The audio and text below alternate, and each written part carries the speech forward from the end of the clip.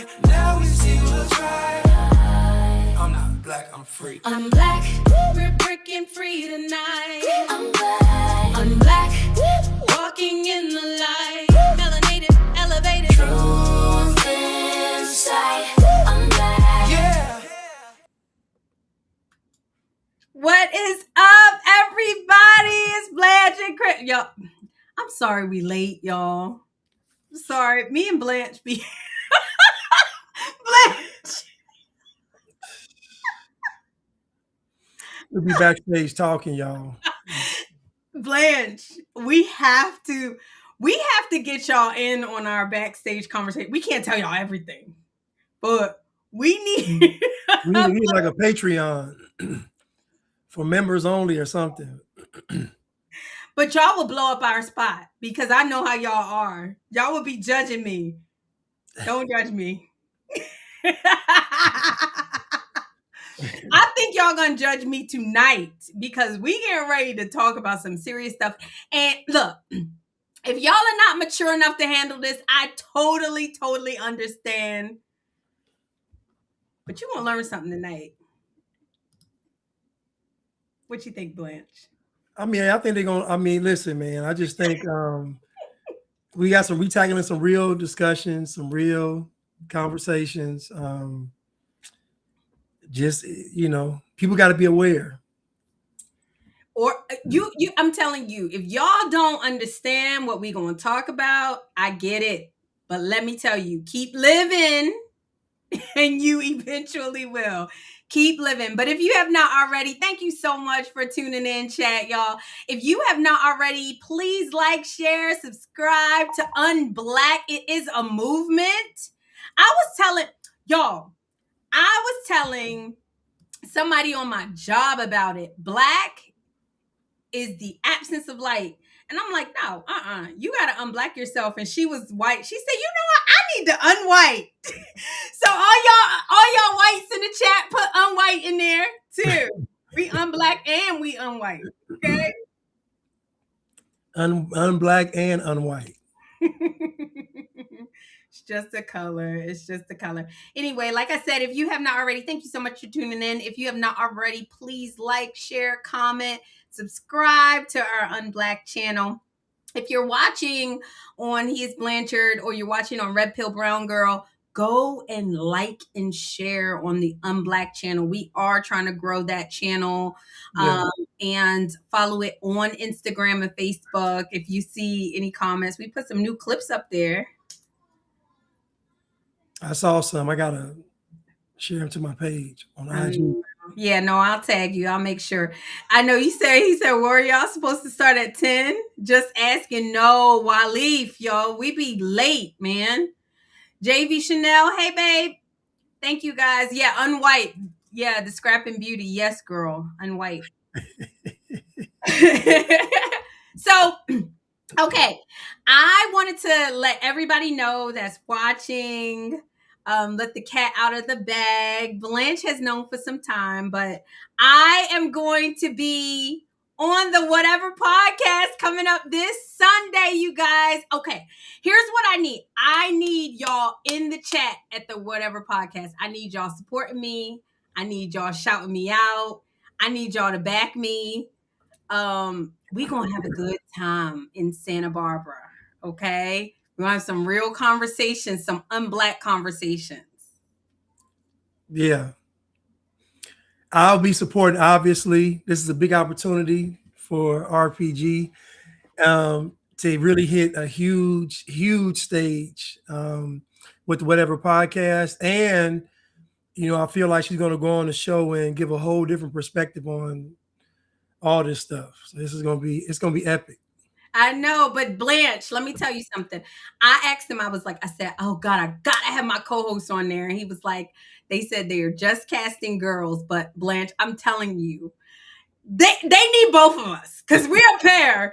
I don't feel like they could really understand how I think without my unblack co-host. So you guys, if I do a good job, Y'all shout me out in the chats. You guys big me up, please. And then eventually we need to be put in the chat. Yo, we need Blanche on there. Crystal needs Blanche on there. Y'all got to be shouting us out. We love y'all so much and we appreciate it. So in honor of this whatever podcast opportunity, I have been looking at a few clips, and one of them I came across of y'all girl Candace. Candace, have y'all been watching Candace? Have you been watching her lately? I'm just No, I haven't. I really don't watch her at all. I just see clips of her sometimes. I really don't actually watch her content. But I mean, when she had that one book, what's it called, Make Him a Sandwich. make her a sandwich. Yeah, make him a sandwich. I just know based on how women talk about their husband, what kind of relationship they have, and I just know that I ain't buying it just because I just know how woman talks about you when she's actually into you, and then she just Candace, it sounds good, but I just know it.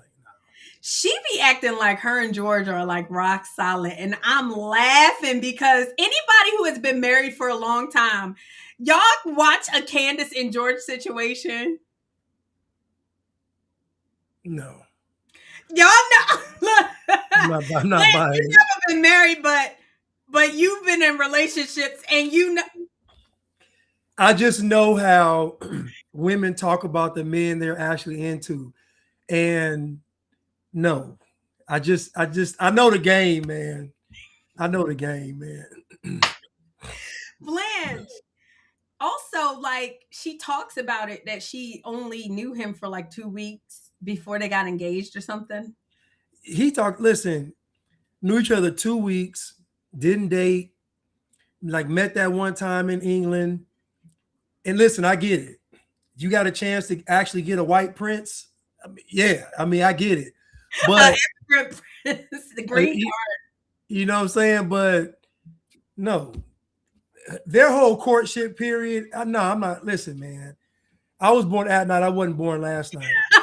And I'm gonna just say, when I hear them talk about each other, I know what it's like when it's real, man. I just do. I know what it is, man.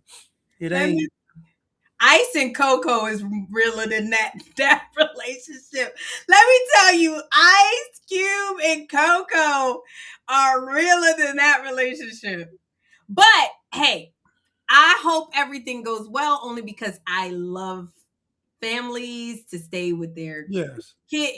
She got 4 kids. She's pregnant again. Candace is pregnant again. They busting out babies like crazy. And I know people thinking, well, you keep having kids for him. Listen, man. Yeah. I'm telling y'all, Candace is a shrewd individual, man. Yeah. Think about it, y'all.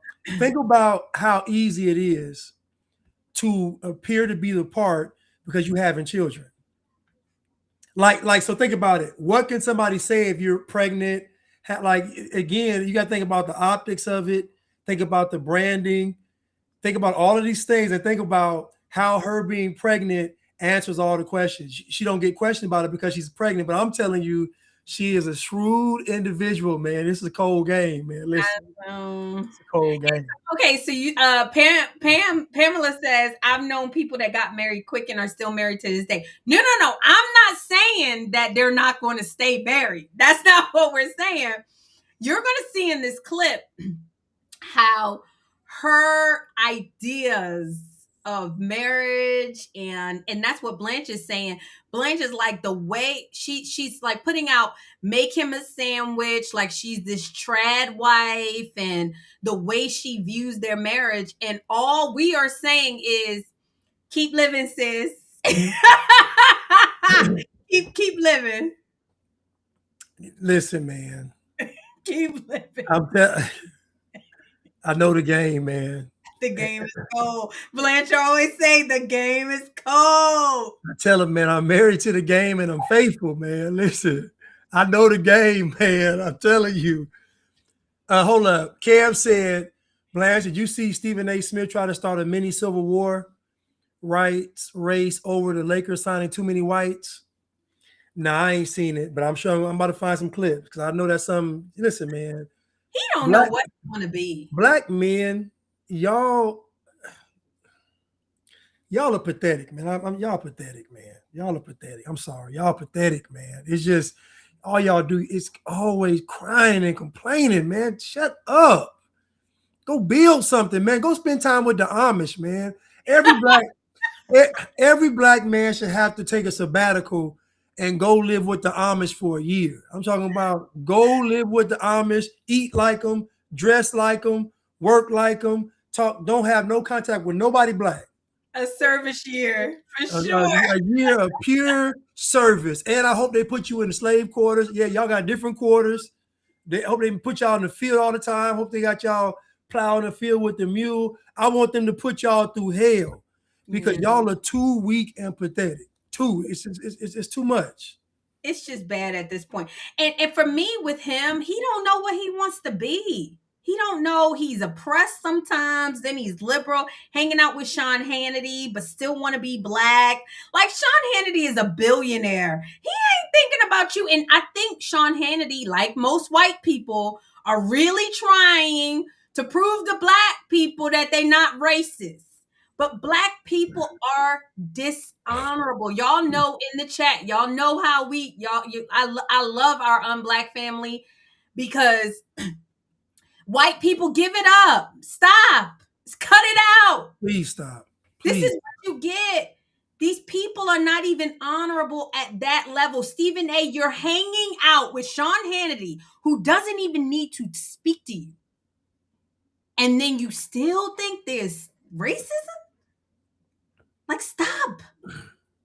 A man talking about racism is weak, man. Listen, black man, listen. Your women, black women, I don't care what y'all think. Her female nature is repulsed by you all complaining about the white man. I'm telling you this right now. Most black women deal with black men out of pity. It's not like so if black women could date white men, like if white men dated black women like white women do, y'all will be out of luck. Yeah. The only thing that's saving y'all is the fact that white men don't typically want black women for, let's say, marriage. Yeah. But I'm telling y'all, the reason why the point of contention is there is because no woman wants to hear a grown man complaining about another man. No woman wants to hear it. I don't care how many times you watch a civil rights march. I don't care about none of these. It's all cap. Yeah. Yeah. Disgusting. It's really sad, honestly.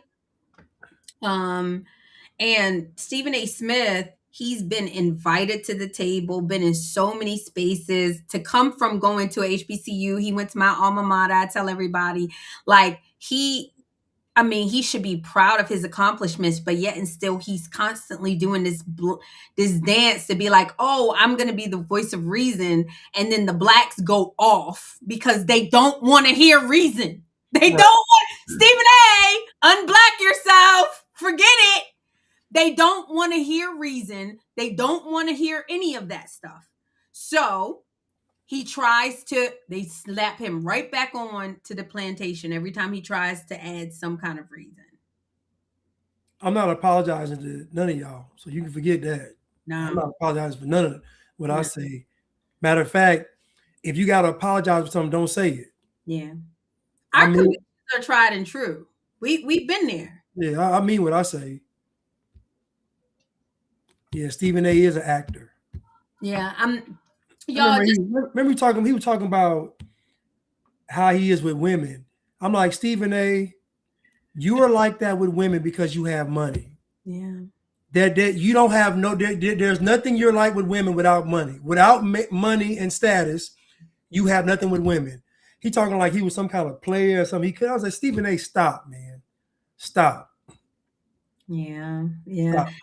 Especially with the whole game. Like, you remember when he was criticizing Roland Martin And Roland Martin took him right down a couple of notches, and he started saying, "My brother, I know you. I respect you. You got a lot more knowledge in this political space than I do." Boy, shit up.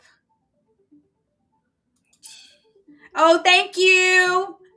I love my flag, y'all. It's honor of 4th of July. But yeah, we're gonna get into this clip.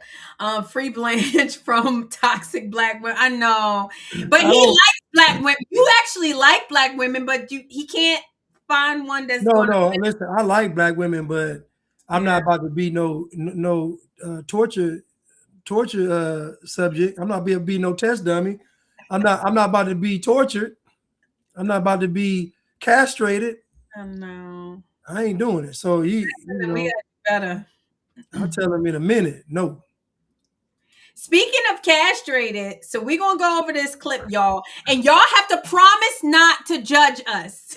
We listen and we don't judge. But this is a very, very interesting clip because a lot of marriages, Blanche, I mean, they having a hard time.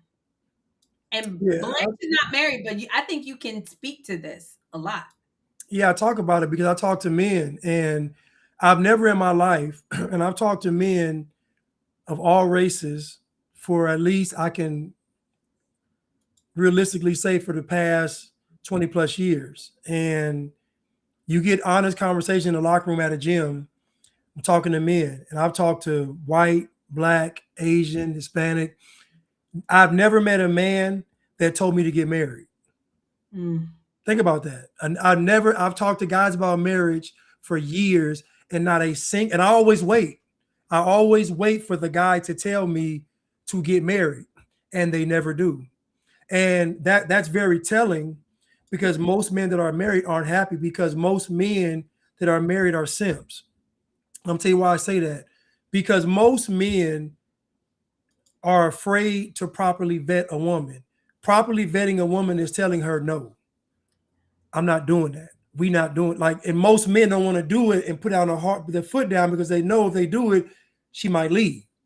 And so men get this thing where I want access to the sex. I want to listen, y'all. I get it, but I'm telling men right now, you will have more success with women standing on principles than you will bending the knee. I'm telling y'all. I know it don't seem like it, but women don't respect a guy that she can just push over. She don't. So most men that are married, that's what they do. And I'm not saying y'all have bad intentions. I'm just saying that you got to properly vet a woman and you got to just put your foot down. Listen. Yeah. Yeah. Yeah, and we're going to talk about it, but I think it's and Blanche can come from that standpoint, but I can come from the female standpoint. Um, um, a lot of men are are are are weak and they don't understand. And if you're going to give your life to something, like think about it. I'm going on the Whatever podcast, y'all, and I'm going on the Whatever podcast for a day, and I have watched episodes after episodes after episodes because I want to do a good job. I want to add value. I want to research, and I want to make sure I don't embarrass my Unblack family. Men, you want to marry somebody and give your life to a woman, and you haven't thought about her, what she needs. You haven't, and women, you haven't thought about what they need. That's insane. That's insane, Blanche. So a lot of these marriages, they low IQ. I'm sorry, sis. He don't just love you for you. I'm sorry. And I'm sorry, bro. No such thing as loyalty.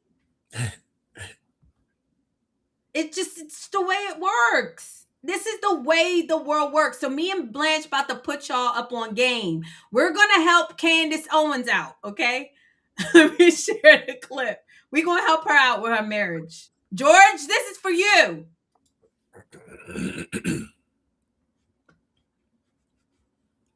Here we go.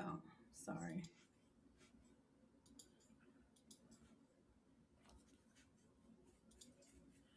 All right, watch this clip. He's like, hey, babe, I think one of the things about marriage that's really beautiful is I know what my husband, before we got married, I think I know who he is. But things change. And Can we just stop there, Blanche? I'm going to start it over.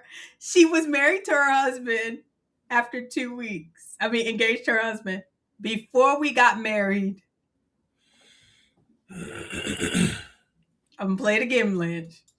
He's like, hey, babe, I think one of the things about marriage that's really beautiful is I know what my husband, before we got married, I think I know who he is. But things change, and maybe he wants to start exploring. He wants to start doing what? He wants to start exploring, and he's like, oh my gosh, maybe I do want you to like eat my ass.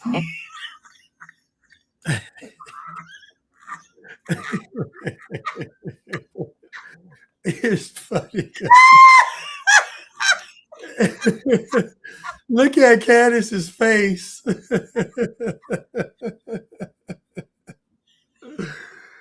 Oh, God. Oh. Blanche, this is still funny. Me and Look Blanche. at Candace's face. I can tell you right now, even the thought of her husband asking her to do something that she don't want to do, she's going to be upset about it. Listen, this person talking to her is obviously she's painting an extreme. She's saying something that's extreme, but the look on her face tells me if my husband wants something that I don't want, it's a no. And I just feel like as your husband, as your wife, it really shouldn't be too many no's. You know what I'm saying? Like if we're married, it can't be too many no's, because you telling me no here, no there, no there, then you kind of set me up, and you put me as a prisoner of war. So now, but I can just look at Candace's face and see that he better not ever ask me nothing crazy. But this is why this is funny, right? Like Blanche, you said, she is saying something that's extreme. Most men, I've been around the block a time or two. I haven't experienced men that say that they want this, but I think where Candace went wrong is she's saying the beautiful thing about marriage. Oh, so people who are not married, they don't know. The beautiful thing about marriage is I know what my husband like. Let me tell y'all something. Let me put you on game. You never really know what people are like. Okay? Sometimes people don't even know what they're like. They are still growing. They are still discovering themselves. And like this girl, whether y'all like her or not, whether the world likes her, not y'all. She's in orange. She's an OnlyFans girl. She's Candace is the moral authority.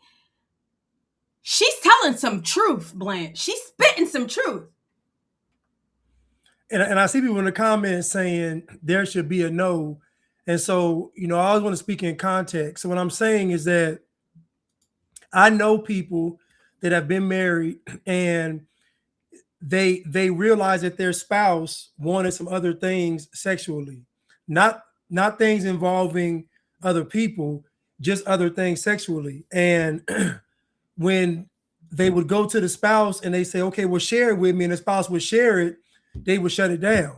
And I'm like, so you really it's gonna make the marriage more difficult the more no's you get. Now obviously you should have boundaries, but how many boundaries do you have if y'all become one flesh? Yeah. I'm just asking y'all, if the two become one flesh, then what are your boundaries? Because your boundaries become their boundaries, their boundaries become your boundaries. And I'm just saying this as far as marriage, that a lot of married couples would be happier if they were honest about what they actually wanted and what they actually liked. I feel like it would be a better marriage because you could be free, you could be relaxed, you could be free. Okay, I'm cool. I'm just saying, Candace Owens' face right here says if her husband told her something that he wanted that she didn't like or agree with, it was going to be a hard no. All I'm saying is hard no's are going to lead to divorce. It's just how it's inevitable in any relationship, work environment, sports environment. A bunch of hard no's leads to separation. in any kind of relationship. So I'm just saying, as a married couple, my suggestion is that you should hear your spouse out, and maybe y'all can meet in the middle somewhere, compromise. But I just see Candace Owens' face, and she's just like, no. Well, it's because of what you said, Blanche, is most women don't care about what men want. No, they don't. They literally don't. There's a reason. I saw something, and Blanche, I think I sent it to you. Is like, if a woman gains an enormous amount of weight when you're married to her, she don't really respect you. That's hard. No, it's true. Hold that thought, RPG. Can you pull up this this comment by George.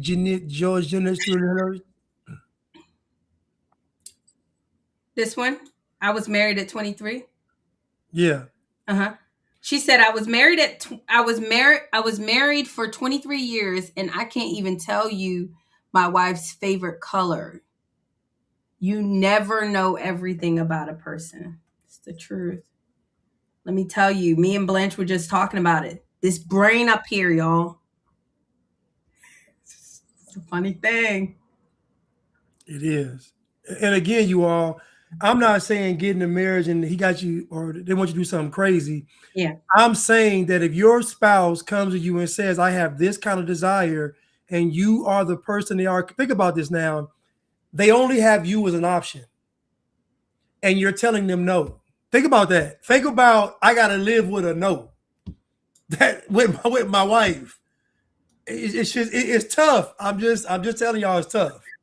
Yeah, and I'm not saying I'm not saying gain weight, because I mean I have gained a lot of weight since I've been married. But when you see these women getting to like 300, 400 pounds, like that's just, and a man is not able to say, I don't want a 300-pound woman. That's what I mean. I mean, obviously through life and aging, you're going to put on some weight.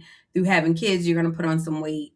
But like when, women don't care. We're raising a generation of women that literally just don't care what men think about them. That's the reason why they put that freaking dumb nose ring, that bull ring. I've never heard a man say, I think that's so sexy. I've never, but they don't care. That's why all the women are doing it. They don't care what men think. It is the worst accessory in human history. That pierced septum is the worst accessory in human history. Women, when I see a girl wearing that, I am immediately turned off and disgusted. Yeah. It is the most disgusting thing to see that thing in their nose. I can't stand it. I won't even look at you. I won't even talk to you. You don't even exist to me. It is the worst accessory. I don't know. And y'all do it for rebellion, like she just said. Y'all do it to spite men, because you know good and well there's never been a guy ever in history that said, I want the chick with the bull ring. It's never happened. Never. It's disgusting. It is a horrible, horrible accessory. Yeah. And when you pierce it, it releases a demon. Nade Gear Armor. I agree, sweetie. I've gained weight too. So I'm not saying gaining weight, but you see these women that get like enormously big, start piercing themselves, tattoos, stuff they never did to attract the man. It's like not taking care of themselves. And so anyway, but yeah, like look at Candace Owens' face, going back to the clip. Like this OnlyFans girl is literally trying to put y'all on game. Okay, let's keep watching. I kind of want you to peg me. Like I kind of want anal penetration from you because you're my wife and you're so beautiful and hot.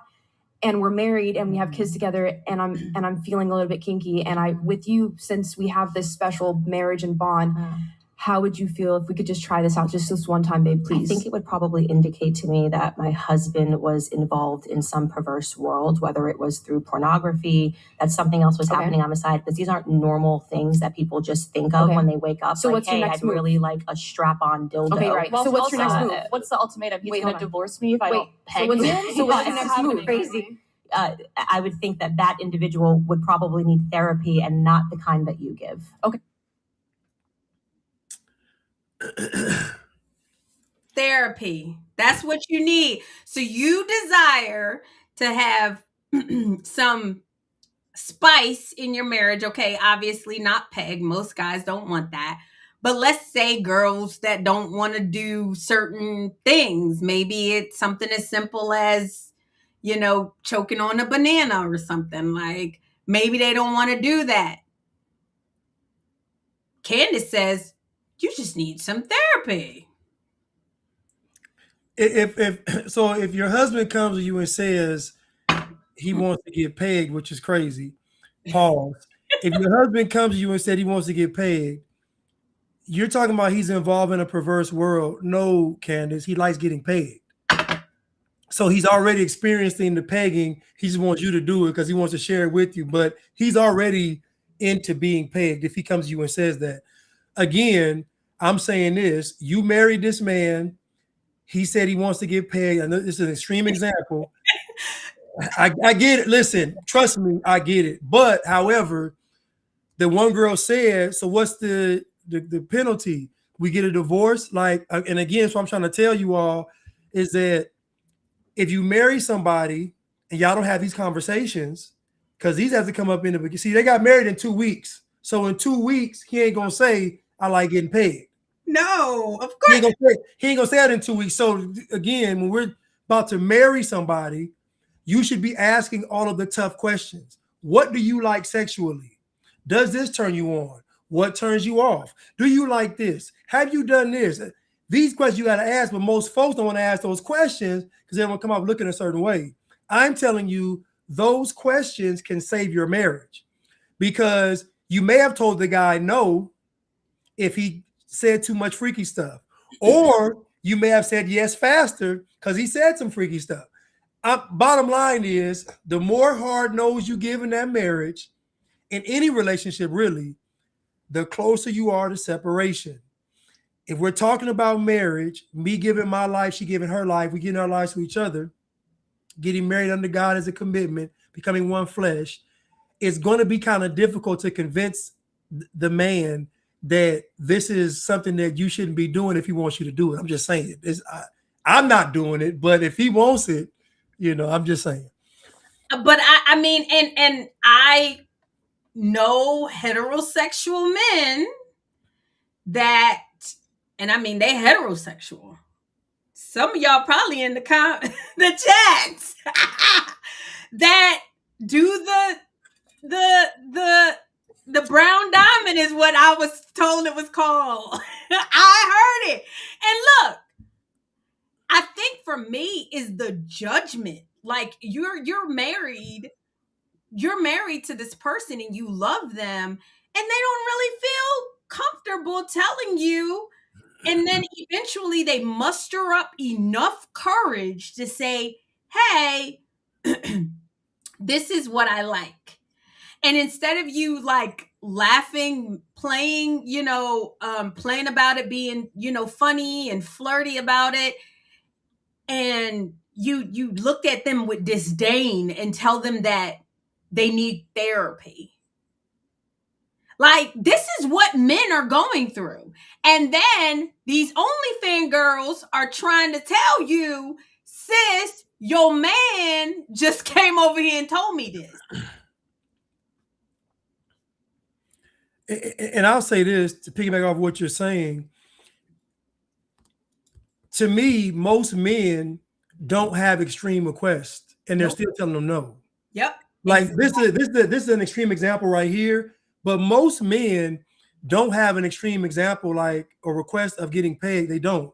So their less severe requests are still getting hard no's. And we mentioned this earlier about women not caring about what men want. And again, once she gets married and had these children, what's her incentive to be a good wife? Because if y'all separate, she wins. So what's the incentive for a woman to still maintain being a good wife when she has all the cards in her favor? This is why I'm telling you that the answer that Candace Owens gave and the look on her face lets me know how the household is.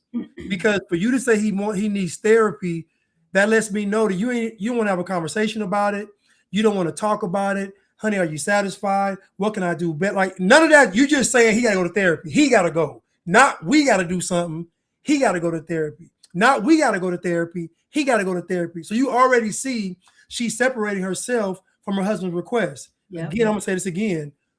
Enough hard no's leads to separation. Marriage, friendship, team, work. You keep telling somebody no, they're going to leave. This is how it works. Agree. And he said, come home with her head half shaved. Yes, this is what women are doing. This is what women are doing.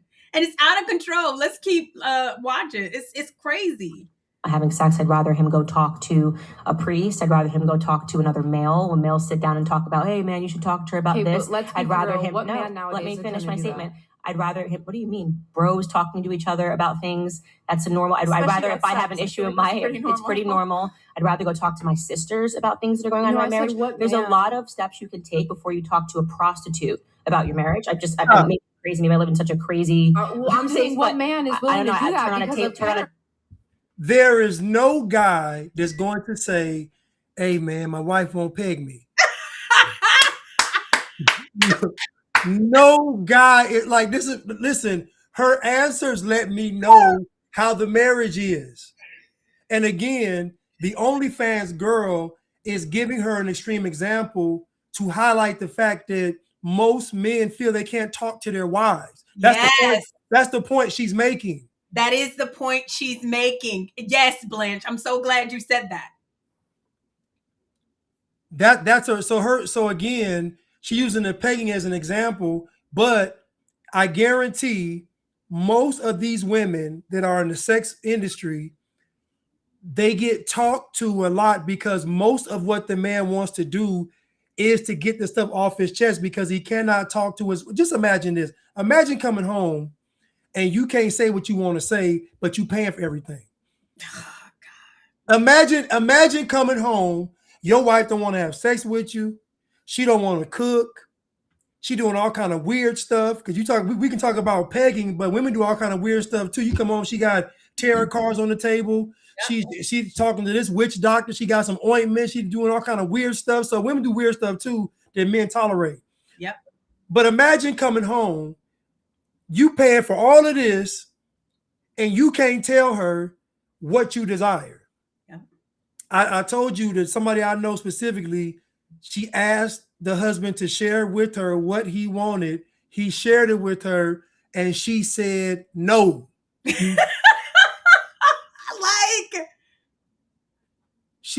Listen, it wasn't pegging. It wasn't nobody extra in the bedroom. It wasn't nothing gay. Nothing.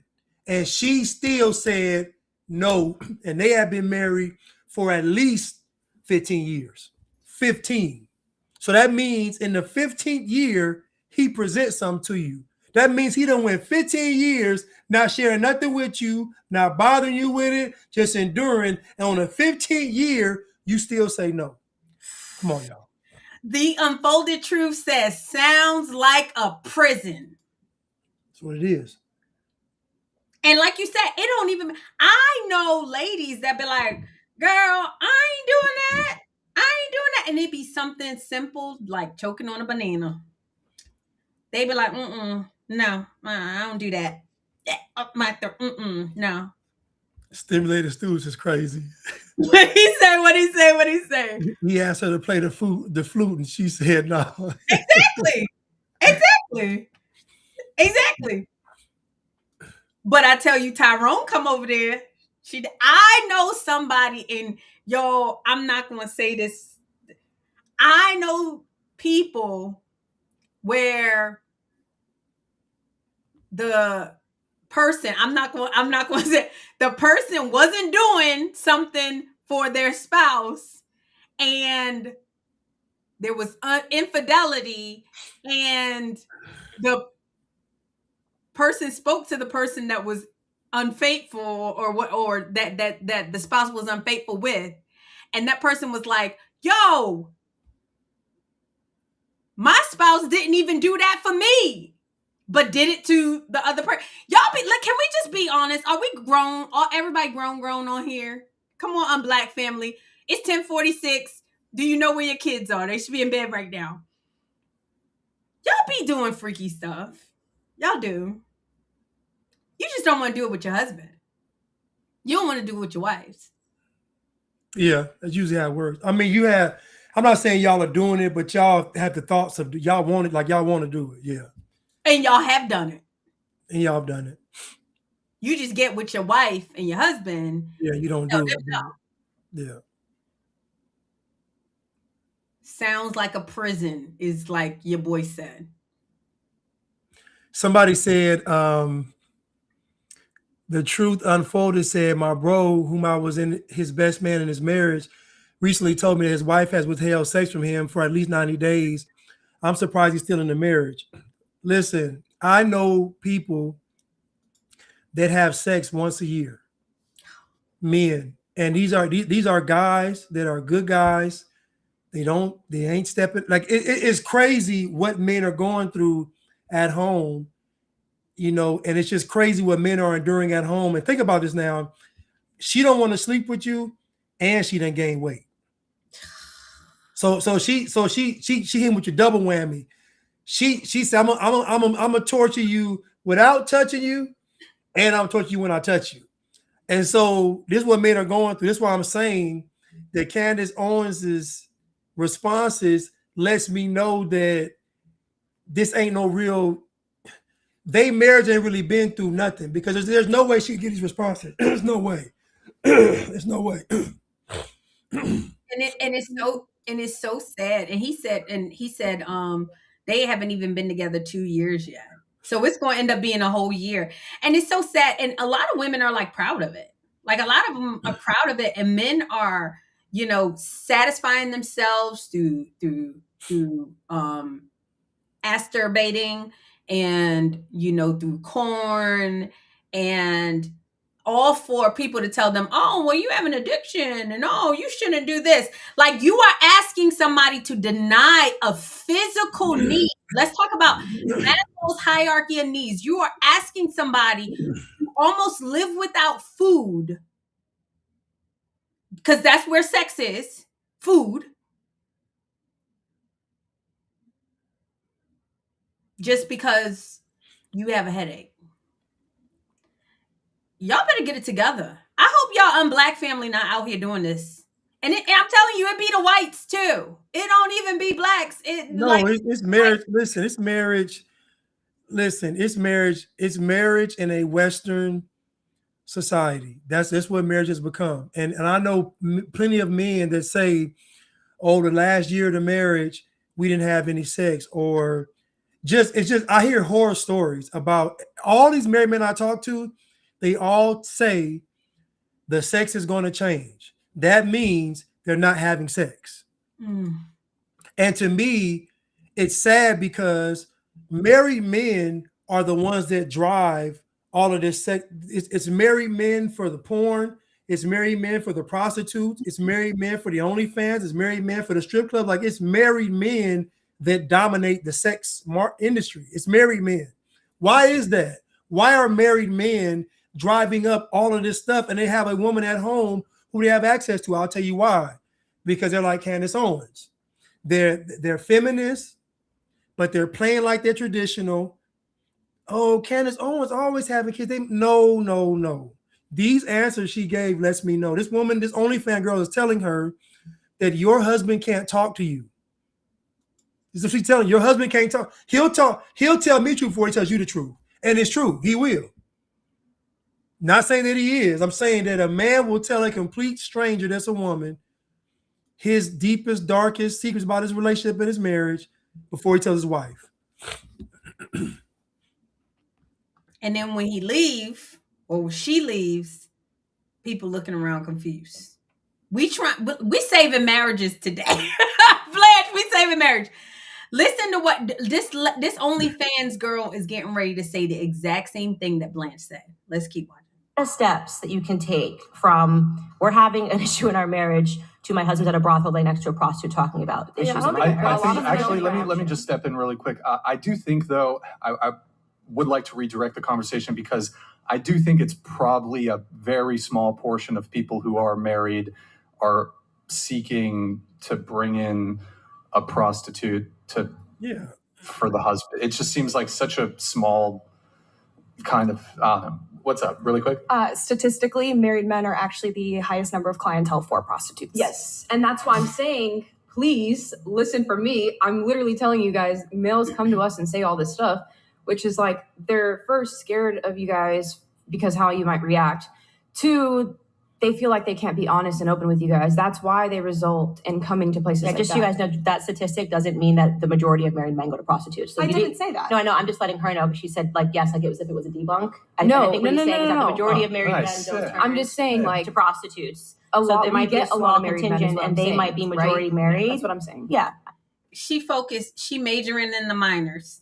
She didn't say that the majority of men turn to prostitutes. She said the majority of men that see prostitutes are married.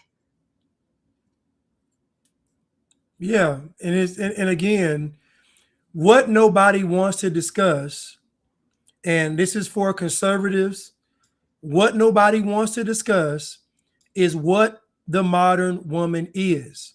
We think because she says she's conservative that she's not liberal. Most women in Western countries are already feminists, whether they want to be or not. They grow up with it in schools. They watch it on TV. It's in all the movies. Everything is telling a woman that she should be a feminist. So when we're talking about conservatives and liberals, the average woman in a Western country is a feminist. It doesn't matter what she say, conservative or liberal, don't matter. It is what is her core beliefs.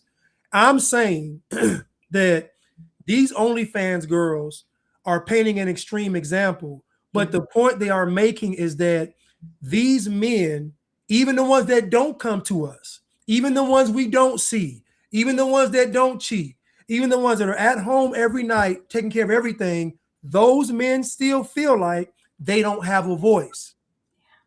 And guess what? They're still getting denied sex as well. So we can take the pegging off the table, take all the freak stuff and put it away. The normal average husband in a Western country is being denied sex by his wife.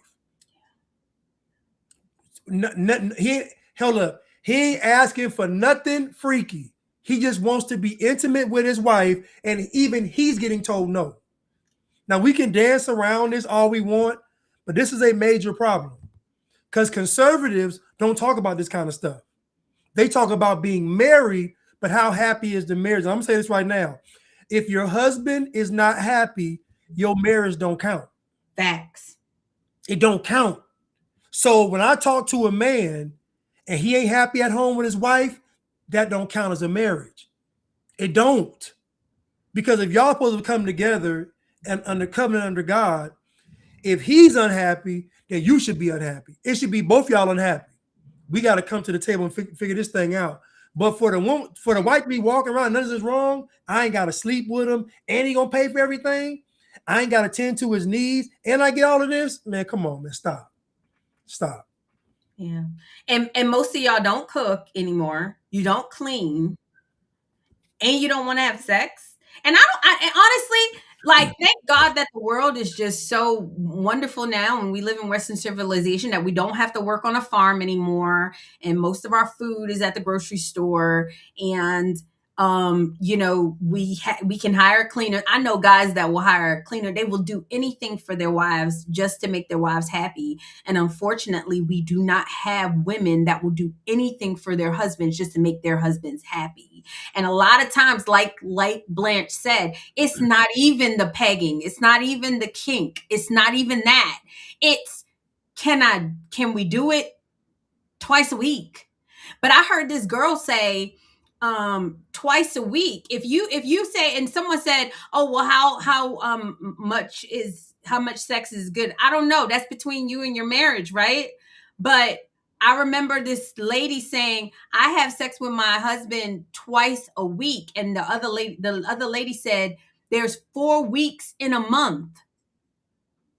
So twice a week for 4 weeks, you had sex with your husband 8 times. 8 times in 30 days. Maybe that's okay for your husband. Maybe that's something you need to talk about. I don't know. All I'm telling you is stop patting yourself on the back with this stuff. There are things that you need to do in your marriage, and this is both husband and wife. But it's usually the wives that feel like they don't have to do anything. Facts. I'm always say when it comes to sex, it's for married people. You gotta be like Master P and them, no limits. You know, ain't no limit. You know, whatever y'all. Whenever somebody, guess what? I might be in the mood on Monday. She might be in the mood on Tuesday, and it just is. You know, but my point is, the point of all of this is that husbands, men are feeling like they can't talk to their wives. They're giving their wives too much leverage, and you heard the girl say it. The girl said the men are scared of y'all. Yeah. Think about that. She said the men are scared of you all. So to me, it's a problem. Yeah. Yeah. And they are, and their shame, they're, you know, like the Hollywood culture has made it seem like, oh, nope, not tonight. Nope, I have a headache. Not tonight. I'm tired. I'm with the kids all day. And just speaking from a female's perspective, men, you guys, I mean, maybe you can speak to men. I hate correcting men because I believe I have a lot of respect for men, but you also gotta like be that desirable person as well. You can't be around here talking about racism and talking about your kid, and you can't, you know what I'm saying? You can't be walking around here as a weak, docile man and expecting somebody's gonna want to jump your bones that night. I mean, like, we're just out of alignment as men and women in this culture. But I love this clip because a lot of people was like, oh, Candace roasted. And like me and Blanche, we always have a very interesting perspective. I'm listening to the girl in the orange. I'm like, she cooking. Y'all don't want to hear it because she's an OnlyFans girl. She doesn't know what she's talking about. She's a whore. Newsflash, so is your wife, sir. So is your wife. She cheated with Satan. She want to be married too. Right. Why? And just hold on. Just think about the average black man. Listen, I had a guy tell me, and I had one guy specifically tell me that. Well, I had several guys tell me that they couldn't listen to Kevin Samuels around their wife, and I had one guy specifically tell me that his wife told him, if I ever catch you listening to Kevin Samuels again, I will never sleep with you. So I'm just telling you that sex is, so when you see these guys bending the knee, it's because the access to the sex, because you got to think about it, if a guy taking care of business, he doesn't have a lot of time to cheat because he got to work, he got to come, like it's just like cheating is really a luxury afforded if you have time. Time is money. If you have the time to do it, you can. But most men don't have the actual physical means to cheat. They don't have the time to do it. And so what you're telling the man is, you're saying either bend the knee or I'm not going to sleep with you. This is what most men are pit with. I suggest, I would just say, just blow it all up. I just blow the house. I just blow it up. It's over. But that's me though. Most men ain't gonna do that. That's me. Most men ain't gonna do it. I'm gonna blow it up. You listen, I'm gonna terrorize. You gonna come home, I'm going to terrorize the house. It ain't gonna be a pleasant place to live. It ain't. But anyway, so I know what men are going through, and this OnlyFans girl is trying to tell these women, forget Candace Owens. What she's saying is, you need to talk to your husband. You need to make sure that he's happy. You need to understand your husband. What he wants matters. Like, this is what she's telling you in her way. This is what she's saying. And most folks say, oh, we can't say this because the Bible and this. In the Bible, those men had concubines. In the Bible, they had multiple women. What are we talking about? Listen, why we got to act brand new? Solomon had 700 wives. Now, it cost him, but I'm saying he had 700 wives, though. So his issue ain't not getting sex. Mm-hmm. What I'm saying is that these men today, in the Bible, it was unheard of for a wife to say, I'm not sleeping with you. Yeah. So you cannot compare biblical times to now. It was back in them days, if she said no to sex, he could go upside her head and make her get it. Like, so these times is totally different. We ain't trying to, it ain't the same. Yeah. Today, and Stimulated Student said it earlier, when you give women freedom, this is what they do. Yeah. They behave. Yeah. And people say the problem is corn, but I think corn is a solution. It's a bad one. Don't get me wrong. It's sad, but that's literally the solution because of how women are. And it's destroying marriages and it's destroying families. But like I said, this girl is trying to put everybody on game to say, look, your husband's is coming around here telling me this. And she's also said something that's very important. People change their taste and that's another thing that irritates me about marriage, Blanche, is like they're like, oh, my spouse changed. And I remember this lady, she had been married to her husband for like 40 years. And I always ask her, I'm like, what's the key to marriage? She was like, being committed to loving that person no matter what they are. She said, because they do change. Everybody change. If you're not changing, you're dying. Yeah. So you can say, oh, I know everything about him. You don't. I know everything about her. You don't. You don't know what she's been exposed to at work. You don't know who she talks to. You think you know all of her friends. You don't. And if you are not committed to knowing your spouse and trying to figure out and learn what's important to them, it could cost you. There's a reason why 50% of marriages end in divorce. There's a reason why, okay? And it's higher in the Black community, for the record. So I have two questions here. Reed Church TV says, why is sex the epitome of intimacy? That's how God designed it. I mean, that's how God made it. You know, from a male's perspective, you know good and well that's the most intimate you're going to be with a woman because you're actually inside of the woman. Like, you can't get more intimate than that. Like, well, that's what it is. That's how God made it. Now, we talk about sex. Sex is one of the needs of a man. Men need respect. Men need appreciation. Men also need sex. Those are the top three needs of a man. So once he's appreciated, you know, once he's respected, he gonna want to have sex. I mean, that's what it is. So I don't fight God's design. I'm telling you that these women out here are torturing these men. And it's conservative women too. It ain't liberal, it's conservative women doing it too. Yeah. And so I don't think Crystal meant that porn is the solution.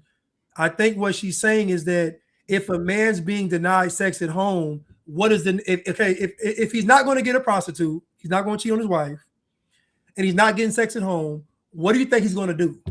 Yeah. No, I'm not saying it's the solution. I said they say it's a problem, but it's actually a solution to a problem.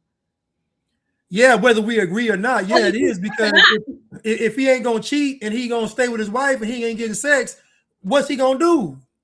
It's common sense. Like, think about it. This is what people don't. This is what y'all don't understand. Just imagine a situation where you're being told no, and the recourse for the no is to either go out there and defile the marriage and cheat, or get divorced. Look at your options. I divorce my woman or I go cheat. Those are your options on the table. What you want me to do? So again, we're not talking about what's right. We're talking about what men are going to do. This is why married men drive the sex market, because when they go home, their wife runs the house. That's why I tell men, you have to God, purpose, and then the woman. Most men get that wrong.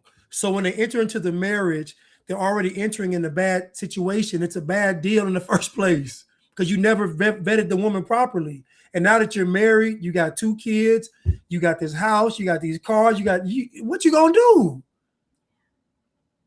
Or let me guess, you gonna fast, you gonna pray, you're gonna go to church, you're gonna talk to the pastor, you're gonna do all this stuff. Meanwhile, you're doing all of that stuff. She talking to the devil. Yeah. She's talking to Satan. I'm telling you now, if a woman withholds sex from her husband, she is sleeping with Satan. Yeah. So the solution is to talk to your spouse. Find out what they want, what they like, what they don't. This, you gotta have a tough conversation. We're talking about the rest of my life with somebody. I'm talking about everything. Yeah. Yeah. And you're right. It makes it worse. I'm not saying that is good. Don't get me wrong. I think that it makes it worse. Most of our solutions make it worse. That's what happened to David. You know, he slept with Bathsheba and then he says, "Oh, go impregnates her, and then go sleep with your husband." When that didn't work, okay, I'm just gonna kill your husband. Our solutions are usually worse. Okay. I'm not saying that corn is the solution. I'm saying that it's more of a solution than the problem. The problem is these marriages are sexless. These marriages are these women. Like y'all, I'm telling, your wife is freak nasty. She is. She might not tell you that. I know. Can we have a conversation, Blanche? Your wife is in these chat rooms, okay? Your wife,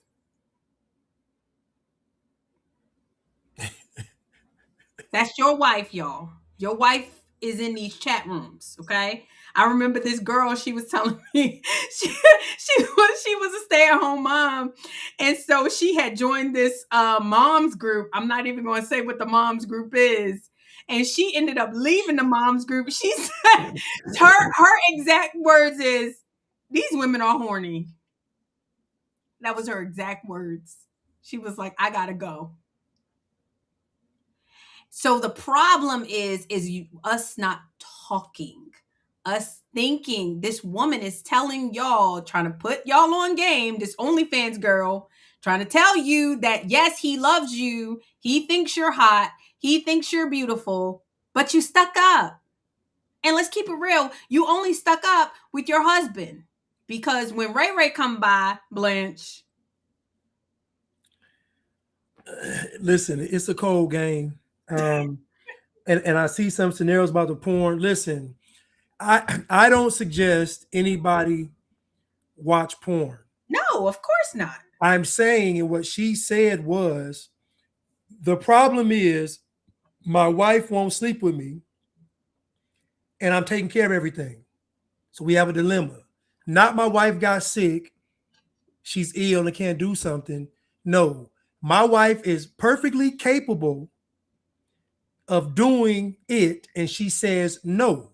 So as a man, what are his choices? His choices are to go out there and cheat, to sit there and endure it, to watch porn, right? Or to leave. if your wife is withholding sex from you, she's already talking to Satan. I'm just telling you, she's already dealing with the devil. I'm just telling you. Or she in them group chats. Or she talking to, because guess what? Whatever she ain't doing with you, she's expressing it somewhere. I ain't saying she's cheating. I'm just saying she's expressing it somewhere. Whether it's what she's watching, whether she's reading them novels, whatever it is, she's expressing that somewhere, that fantasy, because the fantasies are still there.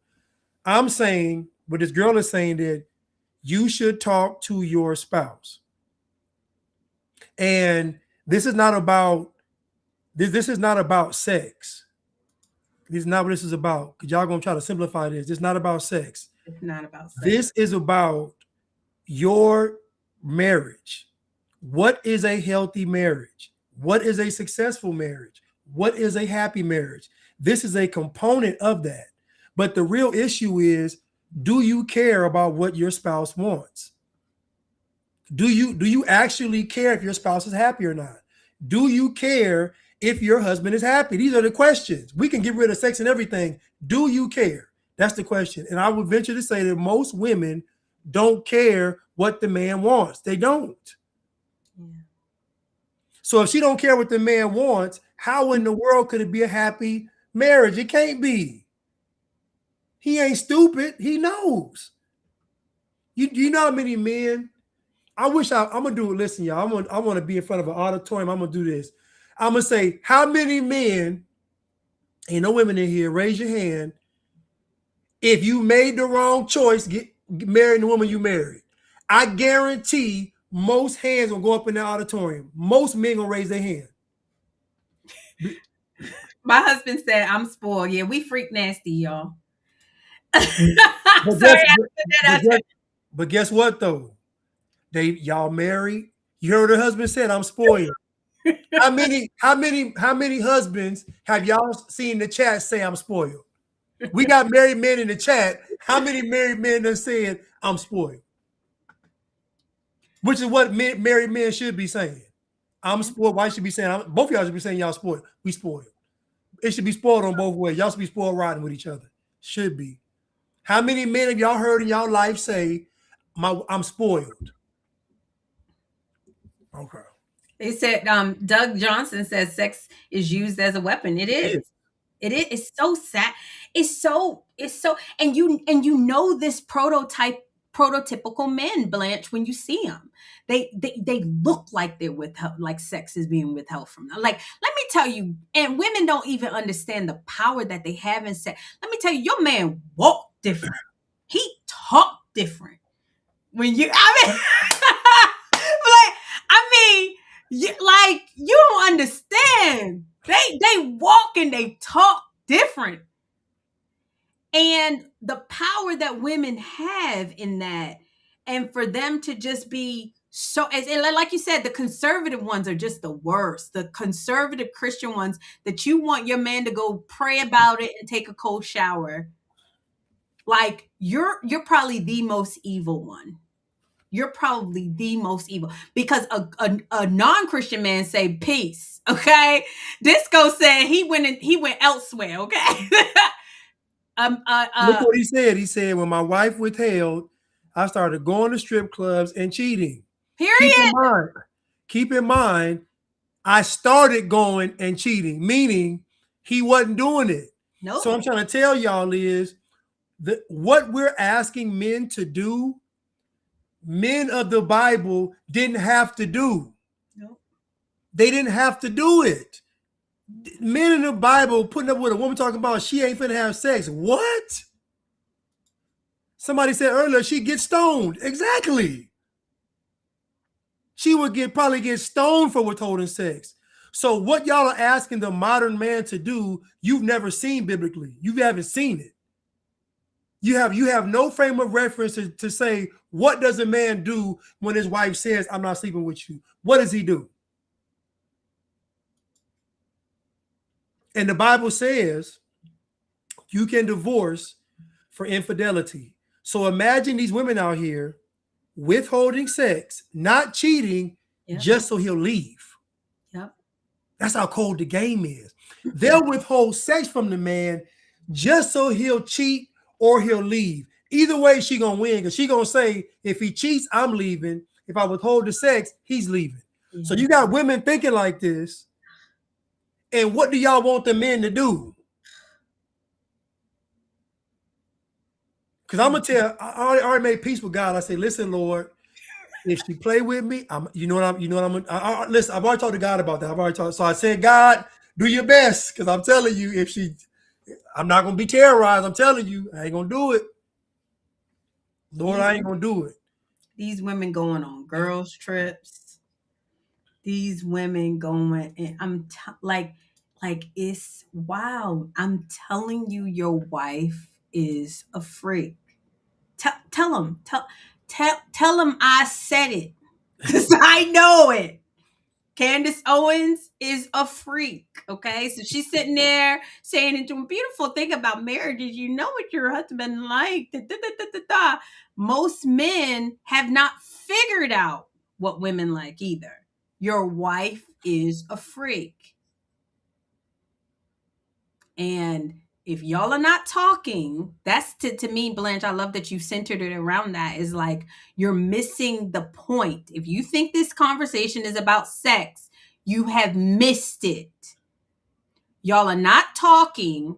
Here you have this OnlyFans girl that clearly she don't know anything because she's not married and she's a whore and she's a prostitute. She putting you on game. So I hope I don't embarrass y'all when I go on this whatever podcast and I say this now. Like, she's supposed to be a Christian. Y'all already know. My people know I'm not that good of a Christian. Y'all already know that. I'm telling you, authenticity, Blanche. We talk about it. I'm so glad I don't have to be in bondage with y'all.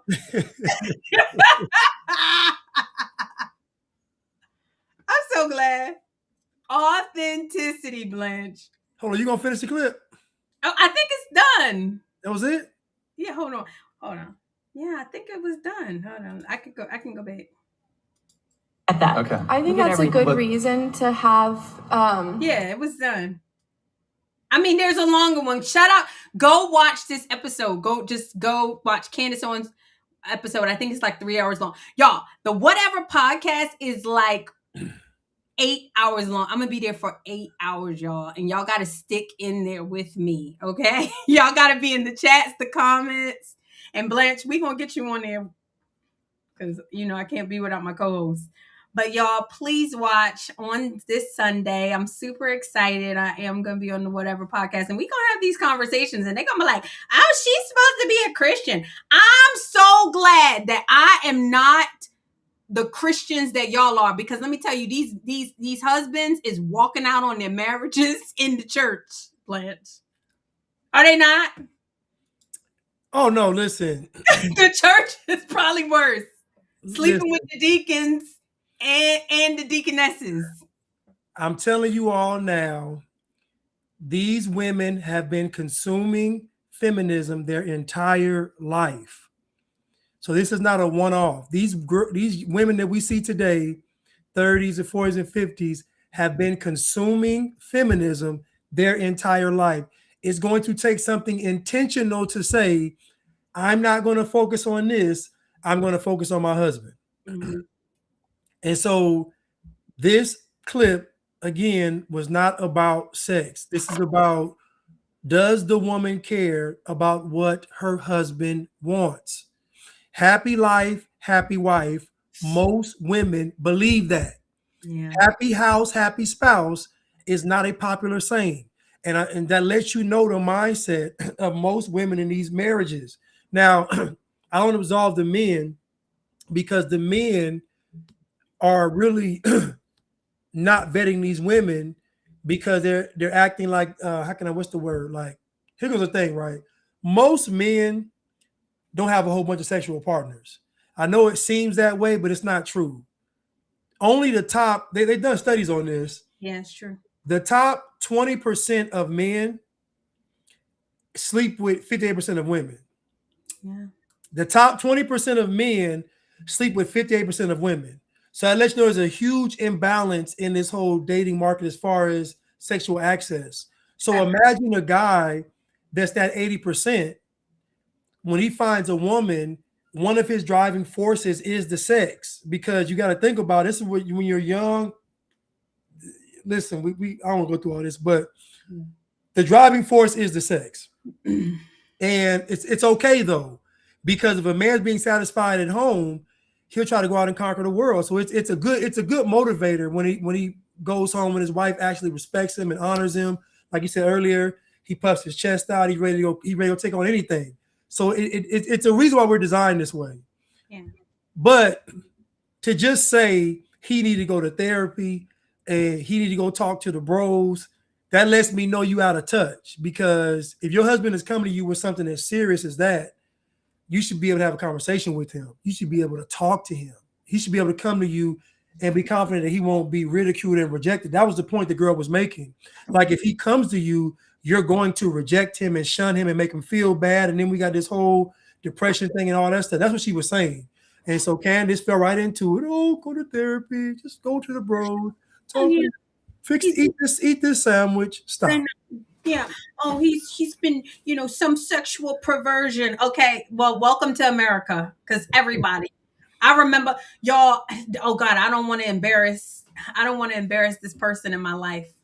But I remember this person telling me a story about their son, and the son was sharing a room with the older son, and the son was very young, a very young age, and had saw what the older son was doing, and the young son was exposed to naked women at a very young age. And she remembers looking at the iPad where the son he couldn't even formulate words yet, but he was talking to the iPad saying girl in bra, girl in panty, like trying to he didn't even know how to get to the good stuff, Blair. Right. He just knew that he wanted to see what the older kid has saw. So we're getting exposed whether we want to or not. When you get married, your spouse is coming in with a lot of things that they've been exposed to, and you promise to love and to cherish. So I'm encouraging spouses to have a conversation. Don't be so stuck up. And especially with these women, stop it. Cut it out. You're not that pure. Cut it out. Cut it out. Somebody said it. Somebody said that women have way more bodies than men. Yeah, because it's true. And this is what I mean. It's true. And so I just think that as a woman, you should care about what your husband cares about, and you should want him to come to you. You should want him to be able to share with you. Because think about it, he's not going to share much with you anyway. He's a man. Yeah. But when he does share something with you, it can't be with condemnation though. You know what I mean? So it's just like, in the rare opportunity that he does open up to you, you can't respond talking about you need to go to therapy and all that crazy. Listen, man, y'all supposed to be married for better, for worse, sickness and health, death do you part. That means this is your husband. You should seek to understand him before you judge him, and vice versa. Same with the woman and the man. When she comes to you, it should be the same thing. Yeah. And Blanche, you said something like people don't talk about. Like 50% of African American men, 50% of African American men are single, never been married, and childless. They go home. That's your garbage truck guy. That's your guy that works in the kitchen. That's your guy that cleans your hospitals. That's your guy who does the dirty jobs, the electrical man, the coal mine. A lot of these men are going unseen because you're not attracted to them. You don't feel like they meet your criteria of whatever it is. And then they get married because they think it's the right thing to do. And you just treat them like that. You should be ashamed of yourself. Adina said, I believe another problem is that women lose attraction to their husbands when children are involved. I notice many men being controlled by their own kids. So listen, and Scrapping Beauty said it's not just feminism. I'll say this, right? There are a lot of dynamics in why this stuff isn't working. I'm just saying that a lot of what I see is once the women get the leverage in the marriage, everything changes. And this type of leverage has never been seen in society before. We've never seen it where if she leaves, she gets half. We've never seen if she leaves, she like we in the olden days, if she left, she was out there left to the wolves. So now women have leverage. So we see when women have leverage, what is female nature? What is it really? Oh, really, female nature is really exposed when you give women leverage and power. That's when it gets exposed. So men, that's why I talk about this as a man. This is why it's so key to properly vet women, to be able to tell them no, and to above all be able to walk away. As a man, you got to be able to walk away, because if you don't, men are being tortured. Yeah. I go on some of these, watch these videos and go to the comments. The stories these men tell, I'll be like, like, dude, I don't know how do you survive like that for 18 years? I did it for 15 years, 18 years, 23 years. I'm like, I couldn't do it. I can. If my wife tells me we not having sex, man, listen. That's what my husband said. He said, I don't need another excuse. He says he don't, and you have to be like that as a man. But also I hear people saying outside forces, overworked, tired, money, in-laws, TV, etc. I get it. I have 3 kids.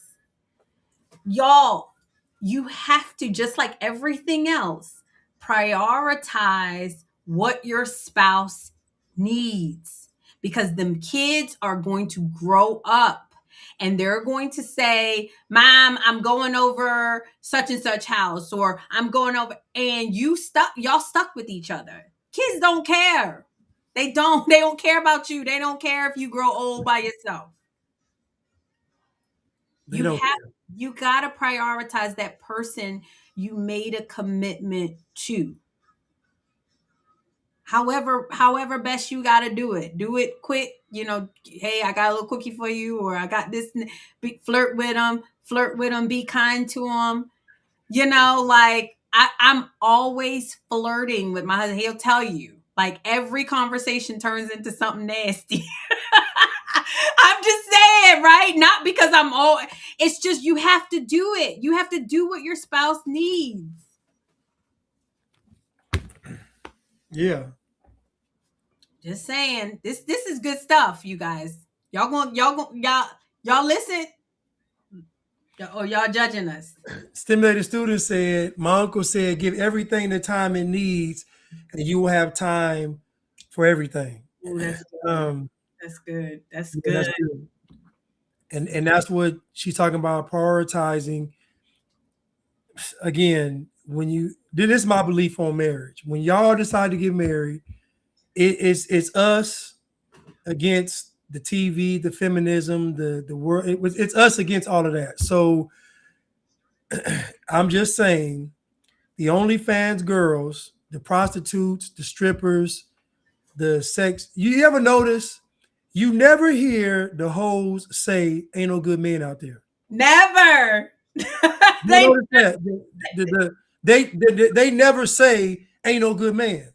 Nope. There's a reason why, though, because they actually get honest conversations with men. Mm-hmm. They talk to men on an intimate level. And so they know, yes, good men out there. They know, that's why they never say it. Only ones saying no good men out there are the women that torture men. Yeah. They're the ones that say that.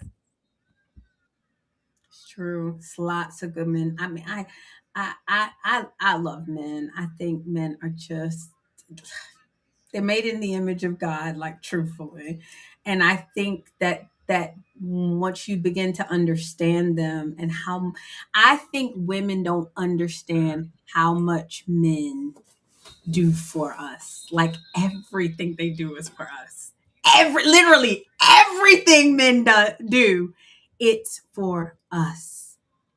And so the least we can do, like, come on, y'all, is bring beauty to the the relationship in the world, bring kind of like we're trying to destroy that. Like we're trying to get ugly, we're trying to get fat. Like where are the women who are still trying to lose 10 pounds? Like you remember that used to be a thing. Like every woman wanted to be slimmer.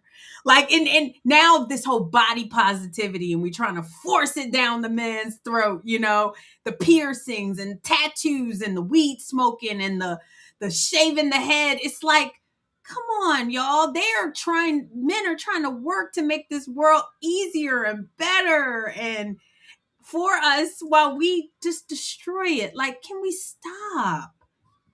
Can we stop? Nadej said, what did I want Candace to say?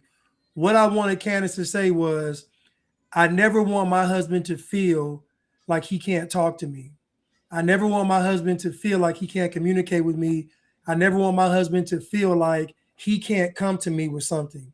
I want him to always be comfortable with coming to me, and I want to let him know that I love him, so he doesn't have to fear me in any kind of way. That's what she should have said. She didn't have to even address the pegging. She could have just said that. That's how I know how the relationship is, just based on her response. See, when I listen to people talking, I can tell how you respond to something, how you are at home. And so the answer she gave, in my opinion, wasn't a good answer. What would have been a better answer was, I care about what my husband wants and his needs, and I don't want him to feel like he can't share that with me, nor have his needs met. That don't mean she agree with Pagan. That don't mean she wants to do it. She's just saying, I want to be that space for my husband. And to me, if she would have said that, that would have been more impactful than saying he should go to therapy and talk to the bros. I'm just being honest. It'd have been way more impactful. Version. Yeah, like and I agree. What I probably would have laughed because I thought it was I thought it was just such an interesting perspective. And I would have said, you're right. People do change. Like, I mean, affirm what she's saying. It's the whole honest to God truth. But women, especially Christian, conservative women, they live in this bubble, and you don't understand men. You don't understand them. You don't read your Bible more. You don't know. You so Christian that you're not Bible. And I'm telling you, the disciples, Matt always says the disciples never called themselves Christians, okay? They never called themselves. So y'all out here, y'all so Christian and not enough Bible. The Bible instructs you on what it is to be married. He said, Blanche, I actually said this to you. Like he said, it's better to marry than to burn. So you mean to tell me the Apostle Paul says it's better to marry than to burn? That means that sexual perversion outside of marriage, you will burn. So you want me to be married and burn? So you hate me. You hate me. Because I married you so I don't have to burn. Now I'm married to you and now you still want me to burn? You hate me. That's how serious this is. Go read your Bible. That is how serious it is. She hates me. And I'm telling you now, if your wife withholds sex from you, that is exactly what it is. She hates you. And it's just because she knows it's a need of a man. So to do it is just a horrible thing to do. It's actually evil. If you want to be honest, it's an evil thing to do. It truly is. And it's truly a weapon, and it's truly a tool of the enemy to do that to your husband. And so I understand guys that have porn addictions. I understand from a male perspective, but my understanding doesn't mean I justify. I just say I understand. I understand what men go through. And because I understand women, these men really just want to love you. These men really just want to be able to love you and have a healthy relation. Like this, I'm just telling y'all, it's simple what the men want. Somebody mentioned about social media warping people's minds. Listen, if social media got you thinking you deserve something you don't deserve, you stupid. Yeah. You dumb. Like you know good and well you don't deserve none of that stuff on social media because it ain't even real in the first. It ain't even real. That's the first. It's not even real. It's stuff fake. So if you meet somebody, y'all married, it's y'all to the end. And so, like she just said with Paul is telling you, I'd rather y'all go ahead and get married than y'all burn in hell forever. Because that's what sexual immorality does. It's the only sin against the flesh. You sin against your own body when you fornicate. So that's how serious it is. So again, talk to your spouse. Communicate with your spouse. I'm sorry. Yeah. All right. Well, you guys, thank you guys so much. Yes. And to the person who said, am I going to be on the show? Yes, I'm going to be on the Whatever podcast, y'all. I need y'all to be in the comments because you know they're going to be cooking me. They're going to cook me for my laugh, Blanche. They going to call it a Kamala Harris laugh. They going to cook me for my They warming up to the laugh, though. They warming up to the laugh. No, I'm talking about the people who don't know me, but y'all know me now. Y'all know me. Yeah. They might. Me from my perspective, because let me tell you something. If this kind of conversation comes up, the Christians get real uncomfortable. But my Unblack crowd, they get it. Y'all hearing it first. Okay? They gonna cook me for the Epstein. Oh God, if they ask me about Epstein, Blanche, I'm gonna get cooked. So I need y'all in the comments. You getting cooked for Epstein. You gonna get cooked for R. Kelly. Free R. Kelly. Don't ask me about Chauvin.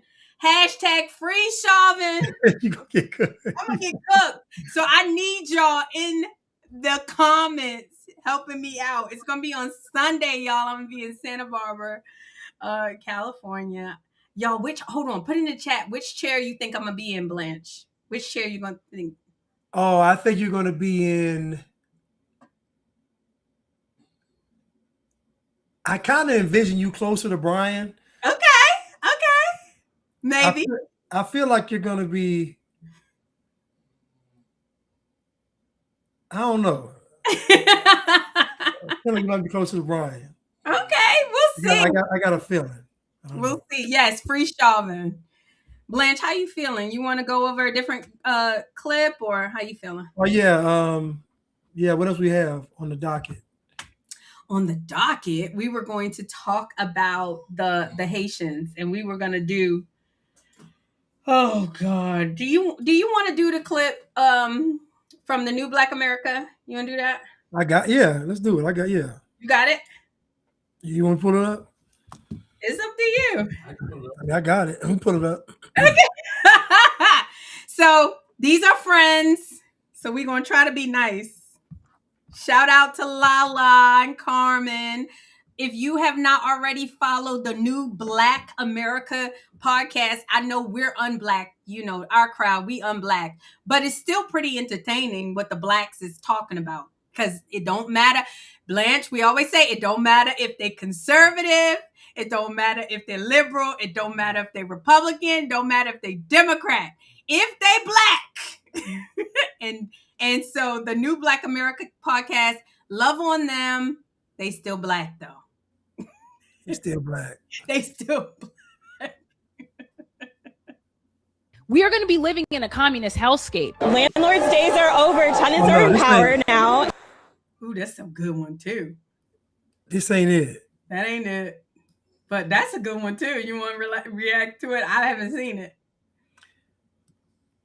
Dang, I want the Haitian. We can't. Okay. I don't have the Haitian one.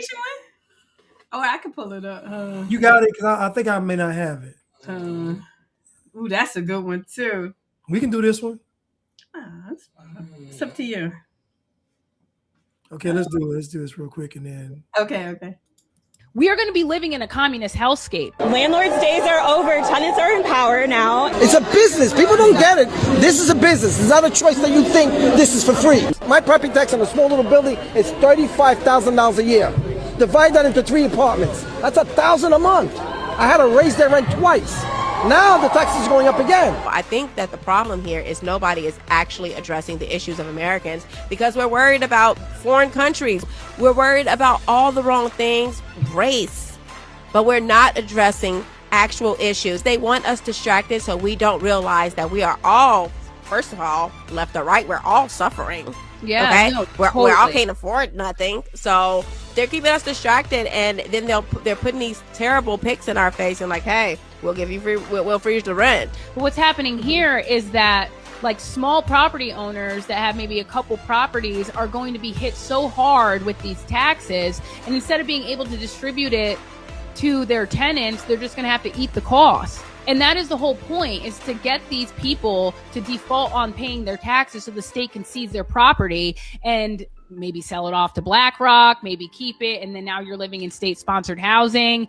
That is the whole point, and that is what's coming down the pipeline, and why they had to make the cost of living so unbearable in the first place in New York and really nationwide, is to get people to a point where they're so poor and they don't have money to eat and they don't have money to survive that they've even signed on to these radical policies. Shout out to them. I love them so much. They just Black, Blanche. What you got? You want me to go first? Go ahead. Can you get that off the screen? Get this? Yeah, because them off the screen? Like that thing, it's like a black box on there. Like make it a two-sided. Oh, sorry. Like this? You want to do it like that? Yeah, just like that. Just get rid of the thing in the middle. Oh, you want to get them off? Yeah, unless you're gonna play it. You gonna play it again? No. Okay, yeah. Just to show us on the screen there. Okay. Yeah. So,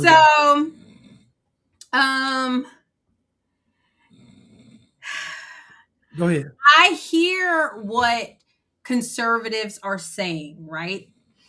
They're saying that we're going to live in a communist hellhole and and Mondomny is the problem, and Mondomny, kind of like what we were talking about, is a symptom. I mean, is a solution to an even bigger problem. What we are going to have to contend with as conservatives or Americans is this is what the people want. Okay. We have gotten a cushy society, a society of they're used to having things handed to them, given to them. And so somebody comes along and tells them, hey, we're going to continue to do this. They don't tell them the truth that it's getting harder.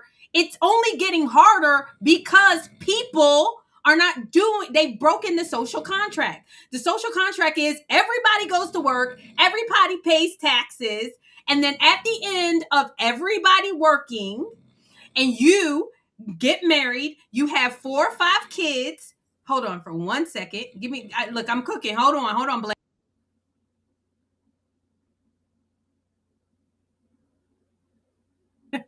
Sorry. Everybody gets married. They have 4 or 5 kids. The 4 or 5 kids pay into your Social Security, and eventually you get that. That's gone away. That's gone away. Nobody wants to have kids. Nobody wants to work. People want Social Security at 25 because they have ADHD. That's what's happening. Mondomny is not the problem. The fact that y'all are not honest with yourselves and said, hey, what are we doing in our lives that is causing the people to want to be taken care of via taxes? Say that last part again. What are we doing so wrong that's causing the people to be wanting to be taken care of by taxes? That was never the American way. To be taken care of? Yes. Can you mute your mic? You mute your mic.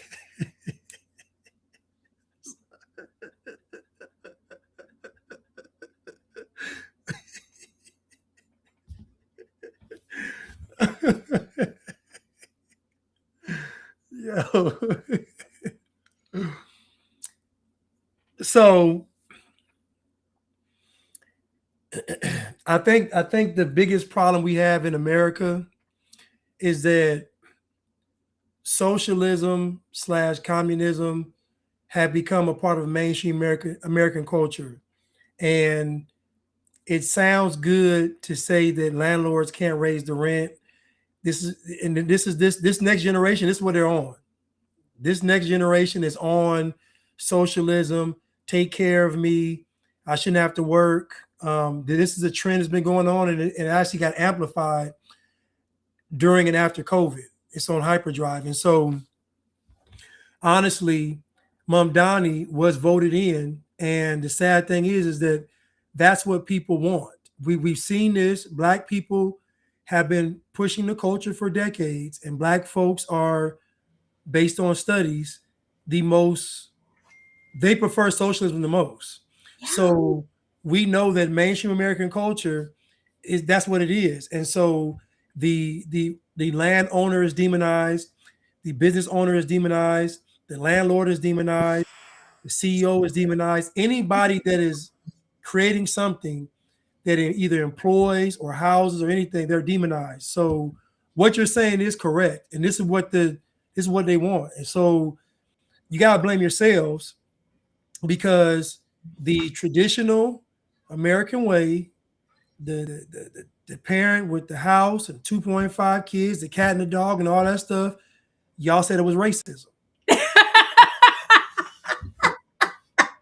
y'all said everything that was good was racist. So you demonized everything that keeps the country flourishing. You demonized the patriarchy, you demonized marriage, you demonized independence, you demonized all of this stuff, you demonized entrepreneurship, y'all demonized all of it. And now guess what you got?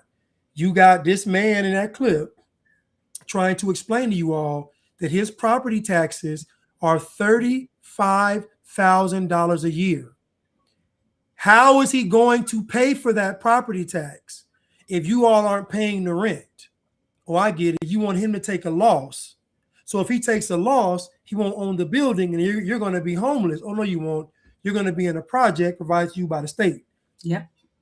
And so this thing is going to hurt you all in the end, because at least the guy with the business or that owned the property, he going to have his own spot. You're not.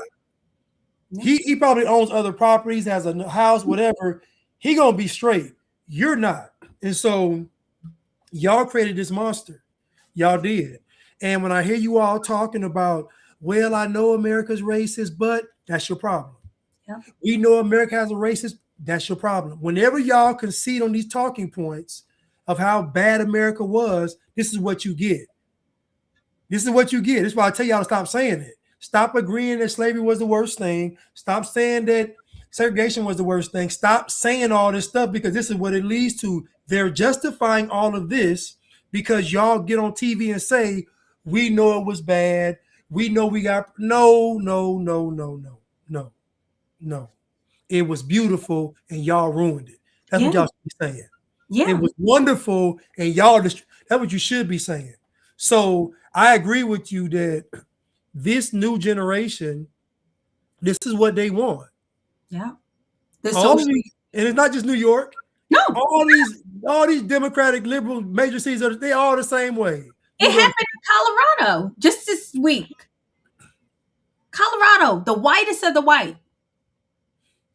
And that's what somebody said, these implants brought it in. Exactly. That's y'all fault too. You're not making any babies, and I have factories that need to run. And y'all said that the factories was racist, even though you could feed your family and take care of, the factories was racist. Y'all have bought and sold degeneracy. You don't want to work. Like you said, UBIs, like the comment said, UBIs are coming. Forget it. Y'all don't want to go to work. Soon the immigrants are going to come over here and they're going to follow the American way, not work.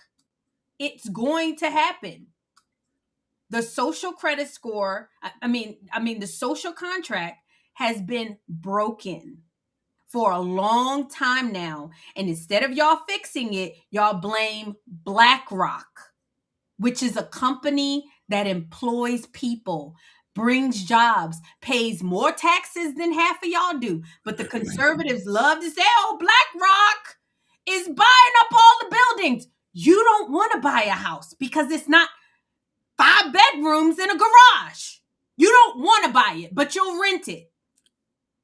You don't want to get your credit up so you can buy a house. You don't want to do these things.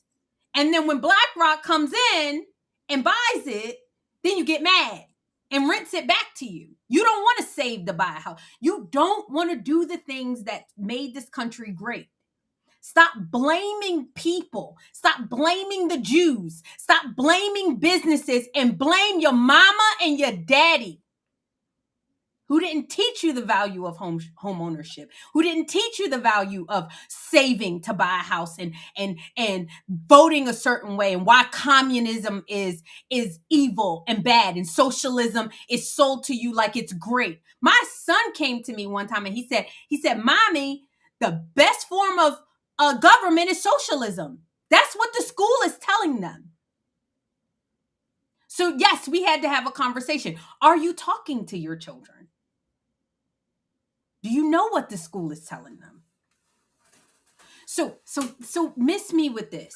That's why you can't deal with black. When you have that mindset, and half of y'all whites, y'all becoming like blacks. Y'all need to unblack and unwhite. You blaming the Jews, you blaming businesses, you blaming corporations, you blaming government. And then I just want to ask you, do you have 2.5 children? Like Blanche said, do you have 2.5 children? And then the second question is, were you not able to? Were you not able to get married? Sorry. Yeah, I'm going to say this. And so when we talk about people mentioning about Yuri Bezmenov. So yes, this has been going on for years. This propaganda, this programming, it's been going on for years. But the problem is that they can suggest it to the people, but people have to agree to it. And I think the problem is that we've been sold a bill of bad goods. Even myself, I was lost in the sauce for years myself. So I can't even exclude myself from what's going on. I'm just saying the propaganda and programming works because it's everywhere. Yeah. I'm saying that the solution to this is to get back to what made America what it was. And that really centered around family values, actually biblical family values, where the man is head of the household. I see people making it off of one income. I see it's possible. I see people like where there's a will, there's a way, but it just depends on what type of life you want. Depends on where you want to live. Depends on what's your appetite of what you call happiness. It just depends on all that stuff. It just depends. Like we can agree that consumerism has risen up a lot since the times of having the children and men being in the house and working. You got to think about, we talk about the other stuff, but think about how much we consume as opposed to what we did back then. Back in the day, it was one TV in the house. Mm-hmm. Now it's a TV in every room. Now, back in the day, you had 3 pairs of shoes. Now you got 100. I'm guilty.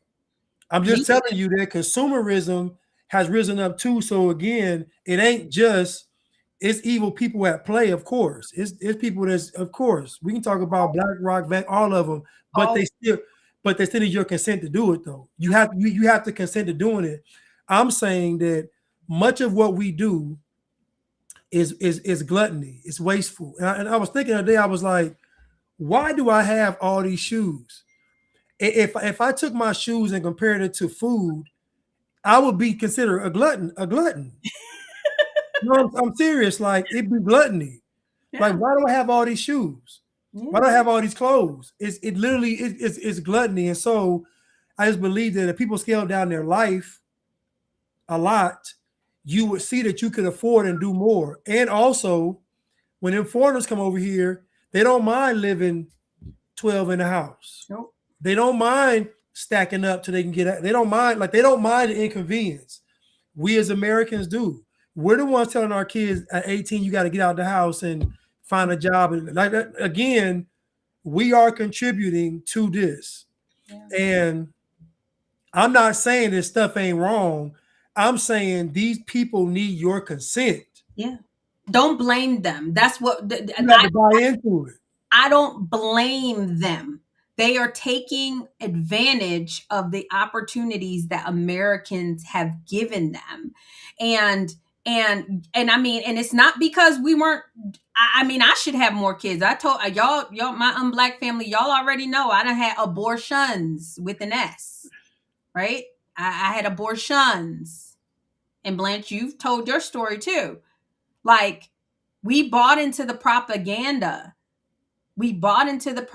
So I'm asking you guys to not buy into the propaganda. Don't blame someone, because if you blame BlackRock or you blame whoever and you look at the situation and you blame somebody, like, then you can't do anything about it.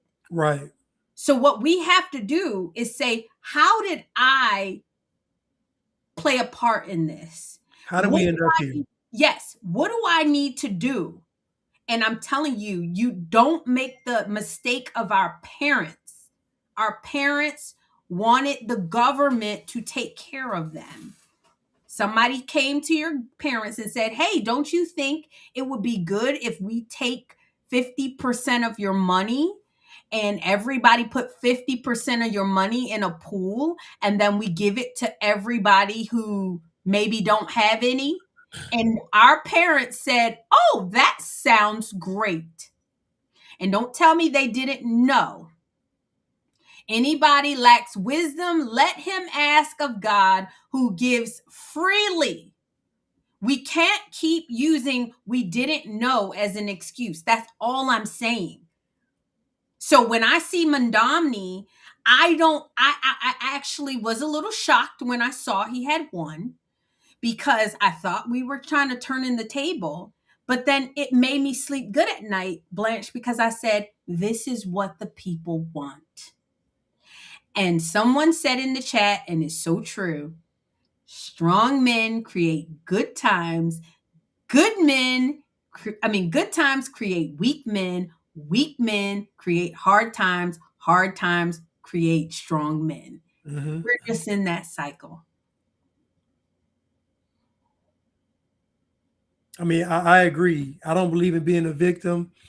And so how you get out of this problem is you have to govern your household accordingly. Yes. Because people in New York are already cooked. Detroit cooked, Chicago. These major cities are what they are. This is what they are. They talking about, oh, they conservative. No, they're not. This is what they want, because it sounds good to say, take care of everybody. Because what you're really saying is, white folks have been so mean to us and everybody else that we deserve this. That's the entitlement mindset of this. So your parents only agreed to this stuff because of racism. They only agreed to it because of slavery. And this is why I reject all these notions of slavery and oppression, all that stuff, because I know is cap. Because y'all choose slavery today. Y'all got 15 subscriptions. Y'all, I know so many folks that got a gym membership don't even go to the gym, just paying every month. So y'all are, we gotta admit that what the devil does is he sees what you want because you desire it, and he presents it to you. It's your job to say yay or nay. Most of the time we've said yes. So we can't blame Vanguard, we can't blame BlackRock. We have to look at how we contributed. So moving forward, what are we going to do to solve this problem? Yeah. And solving the problem, it has to get back to what made America great in the first place. Yeah. And President Trump is trying. I mean, you know, he put a pause on corporations buying up houses, but y'all don't want the house. Y'all don't want it. Y'all don't want it.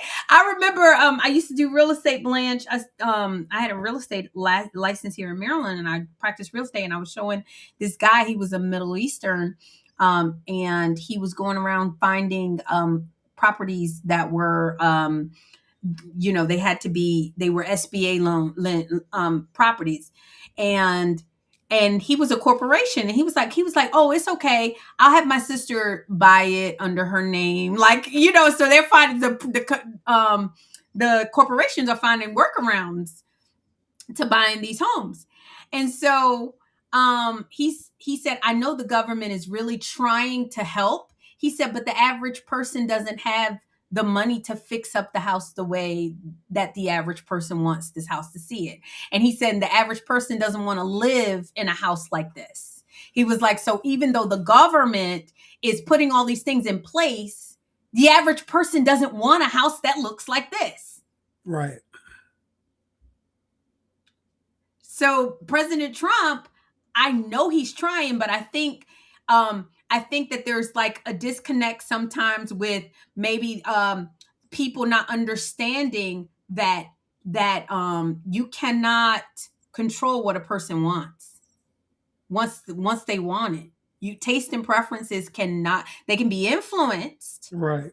And that's what we're trying to do. That's what we're trying to do with the show, Blanche, is we're trying to influence your taste and preference. Hopefully you listen to this and you say, hey, I need to go, try and have some kids, or, hey, I need to go and try and buy a house. Hopefully you do that, but you want what you want. Right.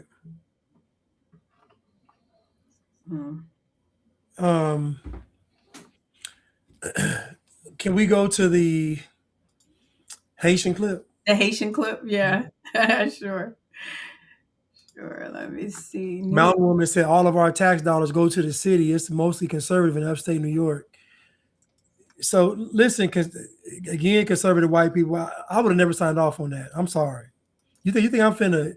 Y'all should have been took a stand on that. I'm sorry. Y'all should have been took a stand on y'all tax. Like here in Atlanta, give you an example.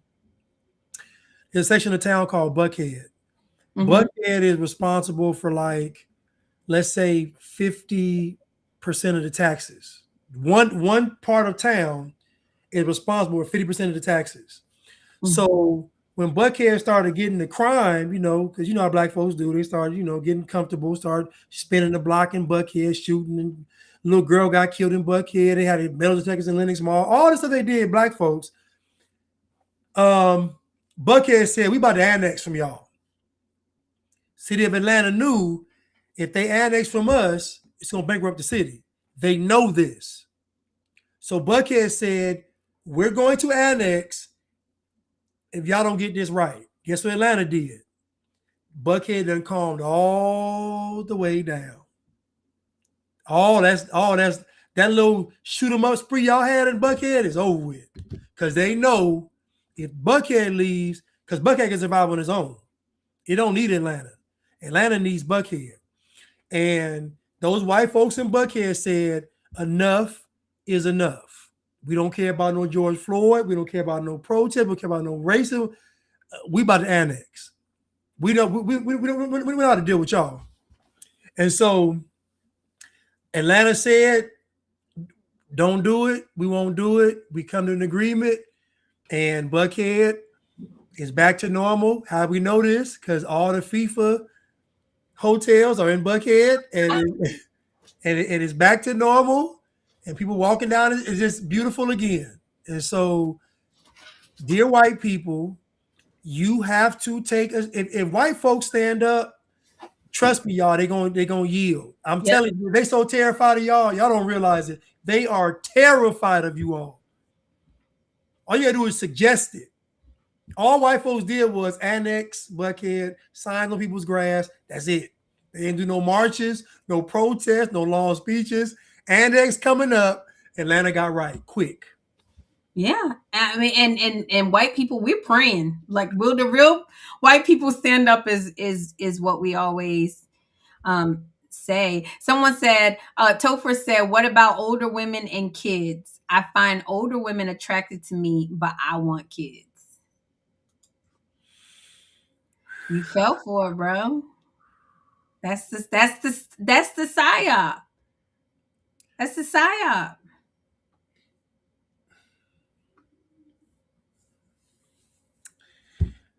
Get you something young, man. That's all I'm gonna say. Get something young. I don't know that. Don't get none your age. Get something young. But I mean, but that's what I'm saying. Like the taste and preferences of influence, the MILF, the sexually experienced woman. That's just for fun. That ain't to build nothing with, man. That's not. You don't build with the MILF. I mean, you could build with her, but you do it with the understanding that you're giving up your legacy, Oh, which no. is to have kids, your responsibility, which is to have kids. And mind you, she done gave her body and made kids with somebody else. Young Ben gave it up. So of course you a viable option because you young and you don't. Come on, stop. I don't think a man without kids, unless he has some dysfunction, I don't think a man without kids should marry somebody who can't have kids for them. I wouldn't do it. I don't think you should. I don't think you should. Now, if y'all both older, y'all both have your own kids or whatever, then fine. Or if you both older and you've decided, that you're not, like, you physically cannot have kids. But that should have been. This is why I say these young people are making these mistakes, and you don't get time back. Y'all playing with your life. You don't get time back.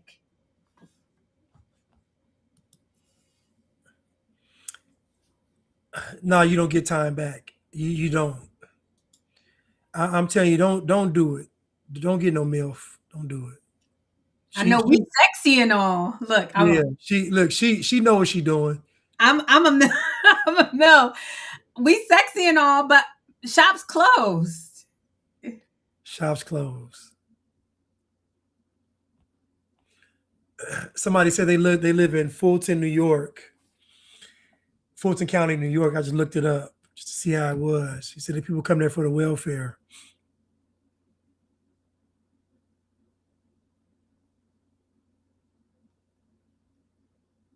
It looks nice though, like it's uncorrupted.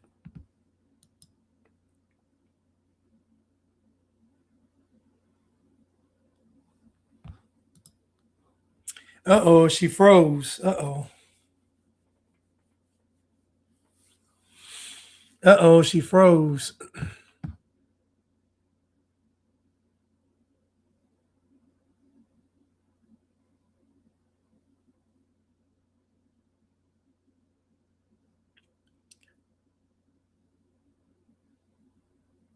Uh-oh. Nia Long is a MILF. She is. Nia Long still fine. I don't know what happened. It froze. Do you have that Haitian clip? Yeah, I do. All right, here we go.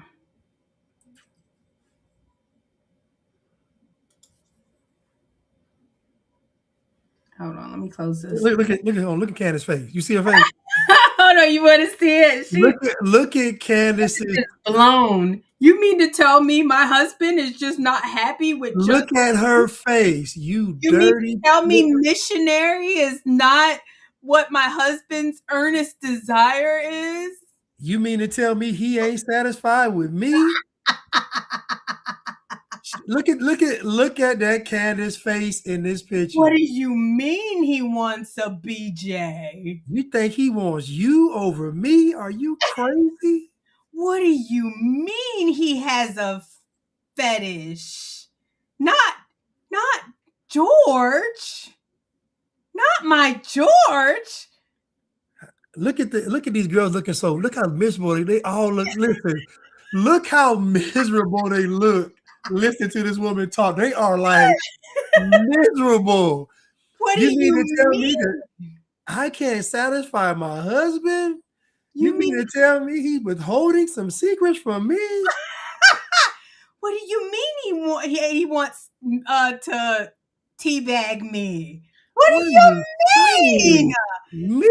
Teabag? I would never do that. I am the mother of his children. I would no. I am not a whore.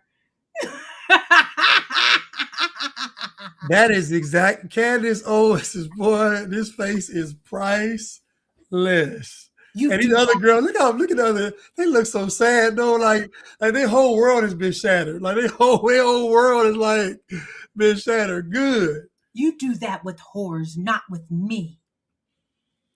what's rubbing them the wrong way is the fact that a man would confide in a prostitute.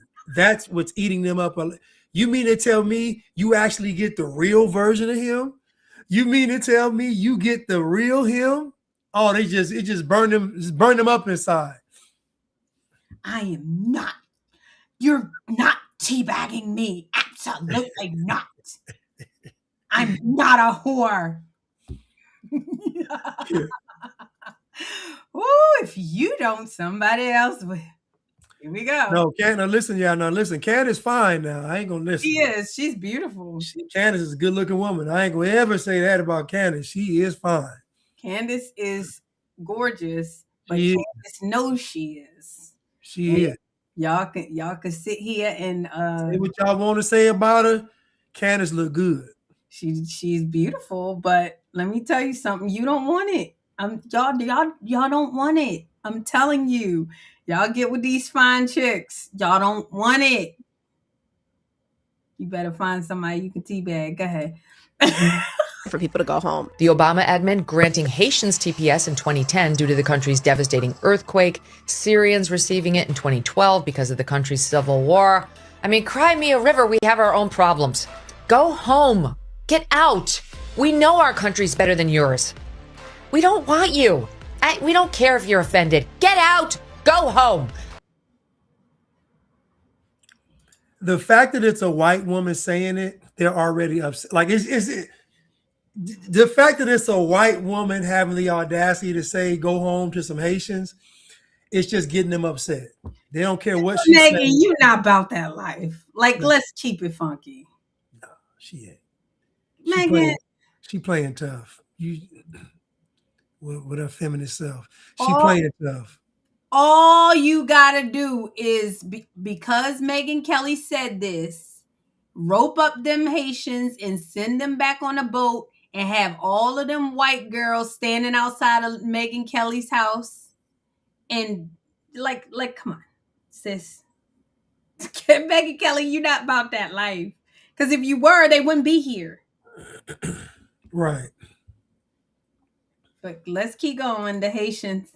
Go back to fucking Haiti. This is the problem that I have is the conversation surrounding Haiti and Haitians as these like flea-ridden, dirty, like people that are a parasite on the American social system, when in reality, they were recruited to come here by the Biden administration, who sent out their deep state NGOs to go take them out of these countries that a lot of them resettled to after the Haitian earthquake and bring them to America with a promise of a job. And then when they get here, it's like the American people don't really even understand how deep and involved America has been in not only the failing of the state of Haiti, but also all of these CIA-backed coups, all of these CIA-backed assassinations every time they get a nationalist president democratically elected. I have a question. When was Haiti ever up? When was Haiti ever in a position to be taken down by the U.S. or anybody? When was Haiti ever up? When has Haiti not been Haiti? When? As long as me and Blanche try to tell y'all, as long as there is a massive amount of people of a certain gene in high numbers, it's never going to be up. If Haiti was ever up or even possibly up, it's because some whites went over there. I don't like blaming anything. So this is where I say, I love Lala, but you gotta unblack. Who cares why it happened? I don't. I literally do not care. I don't care. Oh, well, people upended Haiti, just like, black people say the CIA dropped crack in the neighborhood. Okay. What are you going to do about it? What are you going to do about it? You got to go. Temporary means temporary. You had it good for a while. Yeah. You had it good for a while. You didn't find an American to get married to. Temporary means temporary. And you didn't plan for the fact that you were probably going to have to go home. Yeah. I mean, so all good things must come to an end. Yes. I mean, you had it good.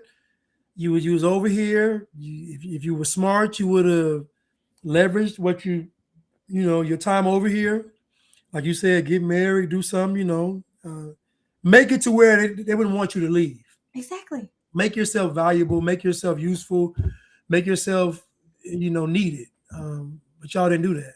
And so, again, when was Haiti ever up?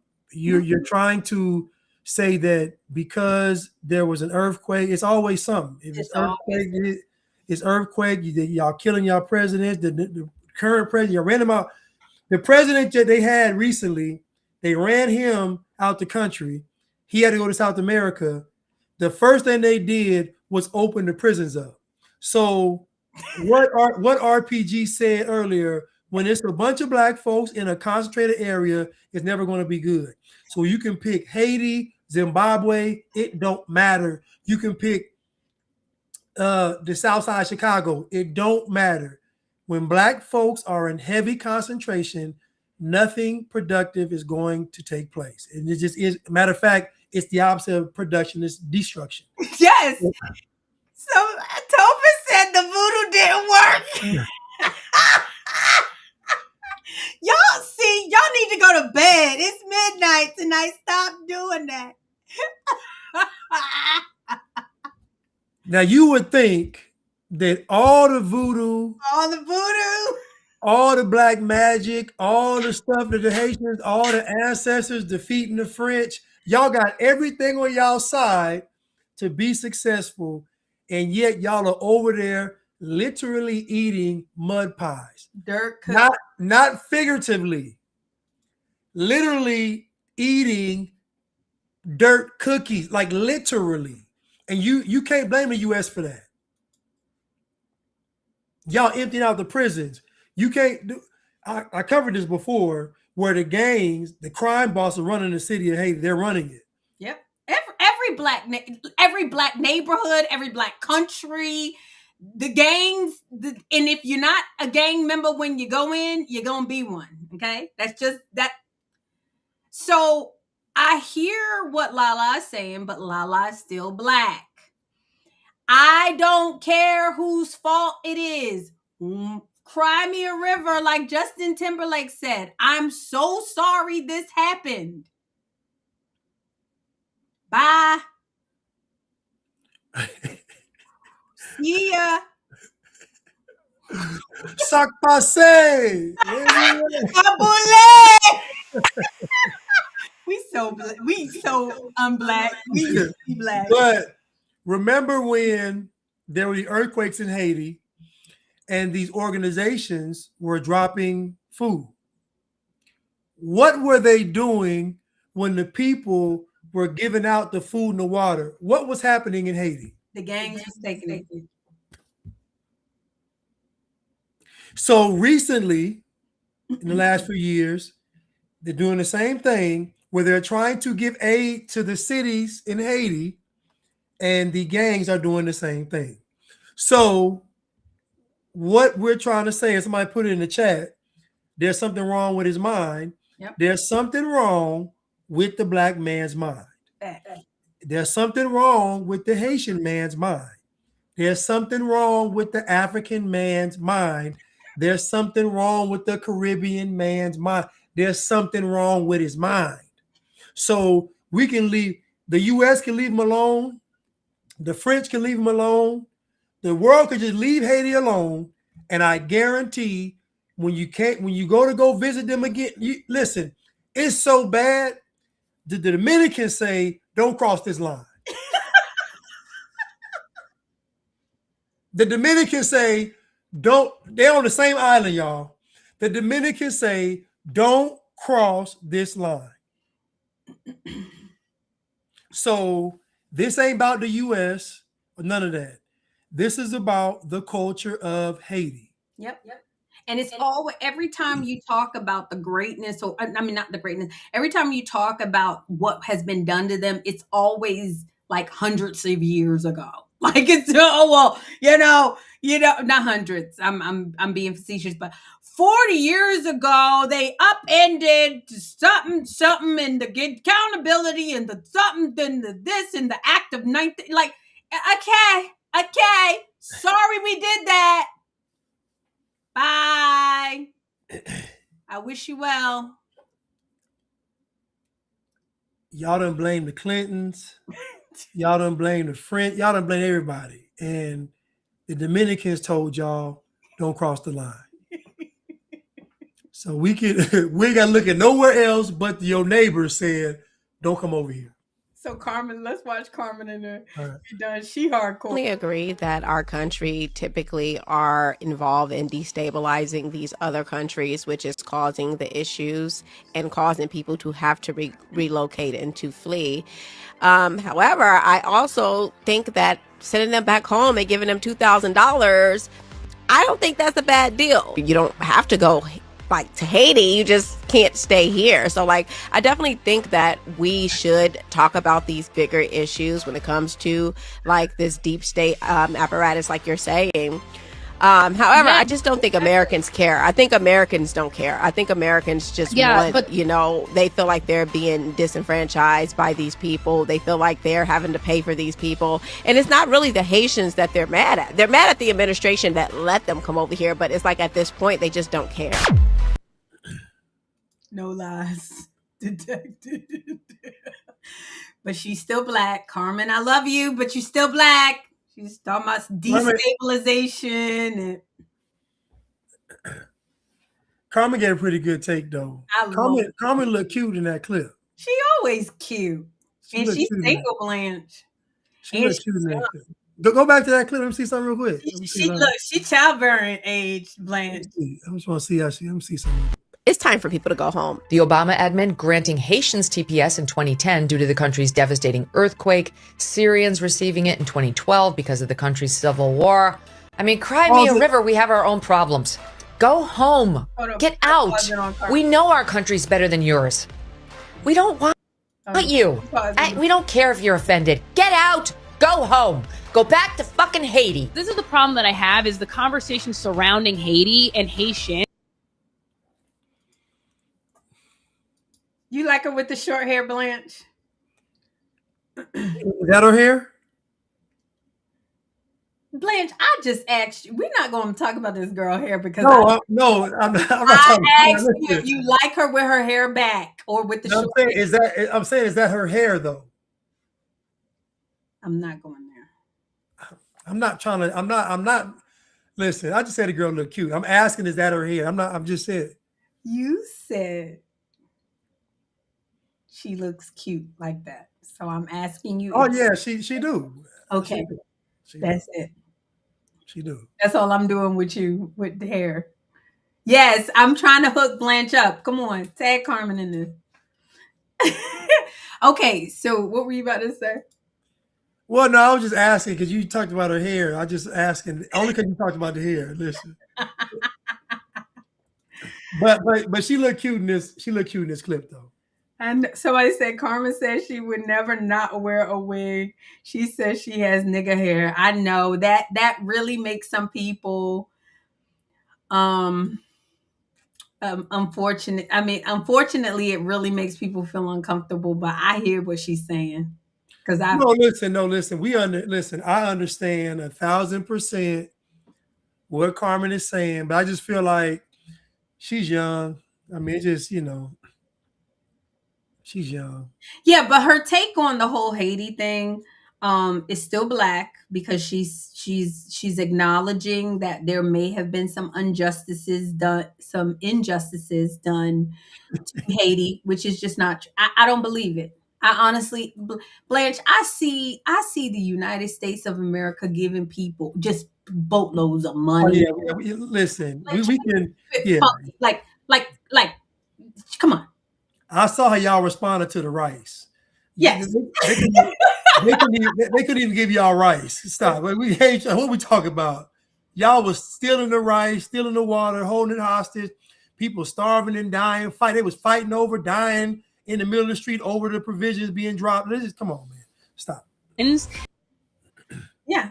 So I believe that it's not the United States. Nobody did anything to Haiti. If anything, they probably tried to help Haiti, and no good deed goes unpunished. Probably tried to help them, and then they got blamed for everything. Just like when they build Pruitt-Igoe, and then you blame them for structure. They build you guys projects, and then you tear down the projects and then blame them for having you living in the project. I know how Black folks do, okay? Now, what she did say, which was true, I'm sorry that happened, but you gotta go. You gotta go. And this is for everybody, not just Haitians. Everybody gotta go. Everybody gotta go. You ain't got to go home, but you got to get out of here. Like she said, you got $2,000.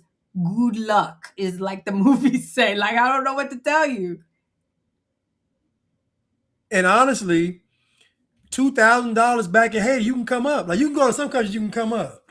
Somebody said Blanche and Carmen sitting in the tree. I'm about to get banned. You know we don't ban people here. We are actually free speech absolutists. This is probably the only show that is free speech absolutist. Blanche. Oh yeah, we free speech. Hey, somebody, the student said she's 35. That's not young. She can be a grandmother in Mexico. Facts. But it is still young. She's still childbearing age. Listen, y'all, I just said the girl looked cute in this clip. I looked at her. Now we're gonna put y'all together. She looked cute in this clip. You know, Topher saying y'all kids would be athletic. That's so true. They would be so good looking too. Oof. How tall is Carmen? Y'all know? I don't know how. I'm curious. God. I know. I think Lala is tall. She would have to unblack though. Carmen, you would have to unblack. You gonna date Blanche? You gotta unblack. But you might Blanche. You might be able to unblack her though. Well, she gonna have to be unblack with me. So she ain't got no choice. She with me. Somebody said she has a list, which means Carmen don't have no list, man. I ain't never heard Carmen with no list ever. But I mean, look, whatever. Look, y'all tag Carmen in this. We trying to marry y'all off. That's right, Pam. But yeah, so look, somebody said we know Blanche ain't going for it if it ain't snowing. Blanche, y'all don't know Blanche. Blanche is, I don't want to say this because I don't want if his future wife seeing this, but Blanche is an equal opportunity employer, aren't you? Yeah, I mean, yes, I am. Somebody said she looks about 5'7". That's good. It's good height. 5'7", 5'8". That's a good height. Yeah. Somebody said Carmen is short. Is she really? She is. But yeah, I say that to say she needs to unblack. So does Lala, because I think they have a lot of good. And the way they think is almost there. But we have to stop blaming people that's very Black. Stop blaming governments. Stop blaming. I don't blame people. Whenever I look at a situation, Blanche, regardless of how I feel about the person acting, I always say, how could I have done this differently? Because I can only control me. Right. And I'm not saying things don't happen to people. And I'm not saying things don't look at it like this, y'all. This is for Carmen, not my Unblack crew. Y'all get this. But if Blanche, somebody runs you over with their car, right? You get hit by a car, right? Mm-hmm. And you can't walk anymore. Okay. That person apologizes profusely. You sue them, you get money. But you keep complaining about getting run over by the car. Yeah. You can't do anything because you run over by the car. You can't. After a while, what are you going to do about it? Are you going to start? Are you going to join the Olympics? Are you going to the Special Olympics? Are you going to move on with your life? Are you going to try to start have kids and stop talking about it? Everybody knows you got hit by a car. There's not a single thing that we can do about the fact that you can't walk anymore. We're working on technology to help you with that, but ain't nothing we can do. Move along, Black people. Yeah. I think in Black people's case, they got hit by a car. They got paid. Then they were able to walk again. Then they got the car that hit them. They got another car. Then they came and took care of all the rest of their medical bills forever. Then they said, we'll take care of your food. Then like Black people have been overcompensated for whatever we believe happened. Thank you. And so it's getting ridiculous. Matter of fact, Black folks have gotten so compensated to the point where America let in 20 million other folks from around the world. That's how much Black folks compensation split up to the rest of the people in the world. So it's enough's enough. Yeah. Y'all wanted reparations. You should have surrounded the White House and told Joe Biden give it up because he was letting illegal immigrants in 20 million, 15, 20 million. So that's your reparation went to them. Yep. Y'all could have had it. It went to them. But guess what? Y'all didn't say a word about it. Nope. You talked about Trump, even though he wasn't the president. You talked about Trump. You was calling me sellout, coon. You do all this stuff. And the 20 million immigrants came over here to get reparations. And then the cherry on top was even the Somalians said, well, if everybody else getting it, let us go ahead and give us a quick 50 billion. And they got y'all too. So at this point, I wouldn't care if y'all was in the street, hit by the car, still laying down in the street. I don't care. Run them over and keep moving. Enough's enough. That's what you make people do. You're making people not care. Your life, yes. Ray the Jordan said, it's your purpose to overcome your trauma. Nobody else can help you. Thank God you live in America where there's court systems, because you could be over in Haiti where if you got hit by a car, you can't sue nobody. You just hit. Okay. So you live in a wonderful country that helps you financially overcome whatever trauma that you have. But at the end of the day, bye. Figure it out. Figure out your slavery trauma. Figure out your Haiti trauma and whatever the French and the US did to you. Figure it out. Think about it. Japan got nukes dropped on them, and now they are one of the richest countries. They got nukes dropped on them. And you don't see them sitting here talking about, well, when you nuked us.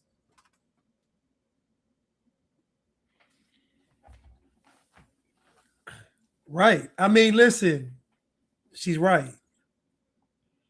The Japanese were traumatized by those bombs being dropped on them. They were traumatized, and they've managed to move past it. As a matter of fact, I've never heard a Japanese person talking about them bombs being dropped. They don't even bring it up. So y'all have never been enslaved, and y'all bring it up every day. Every day. In every situation, you didn't get a parking space and you blame racism. So they still the chat is still trying to hook you up with Carmen. Carmen, you lives in Chicago. Look, let me tell you something. Blanche ain't worried about where she live, baby. Thanks to the white man, we got something for that. It's called an airplane, okay? It's a literal time machine that'll take him anywhere he need to go in this world to go see Miss Carmen. Listen, y'all, I said the girl looked cute in this video. Y'all, I asked how tall she was.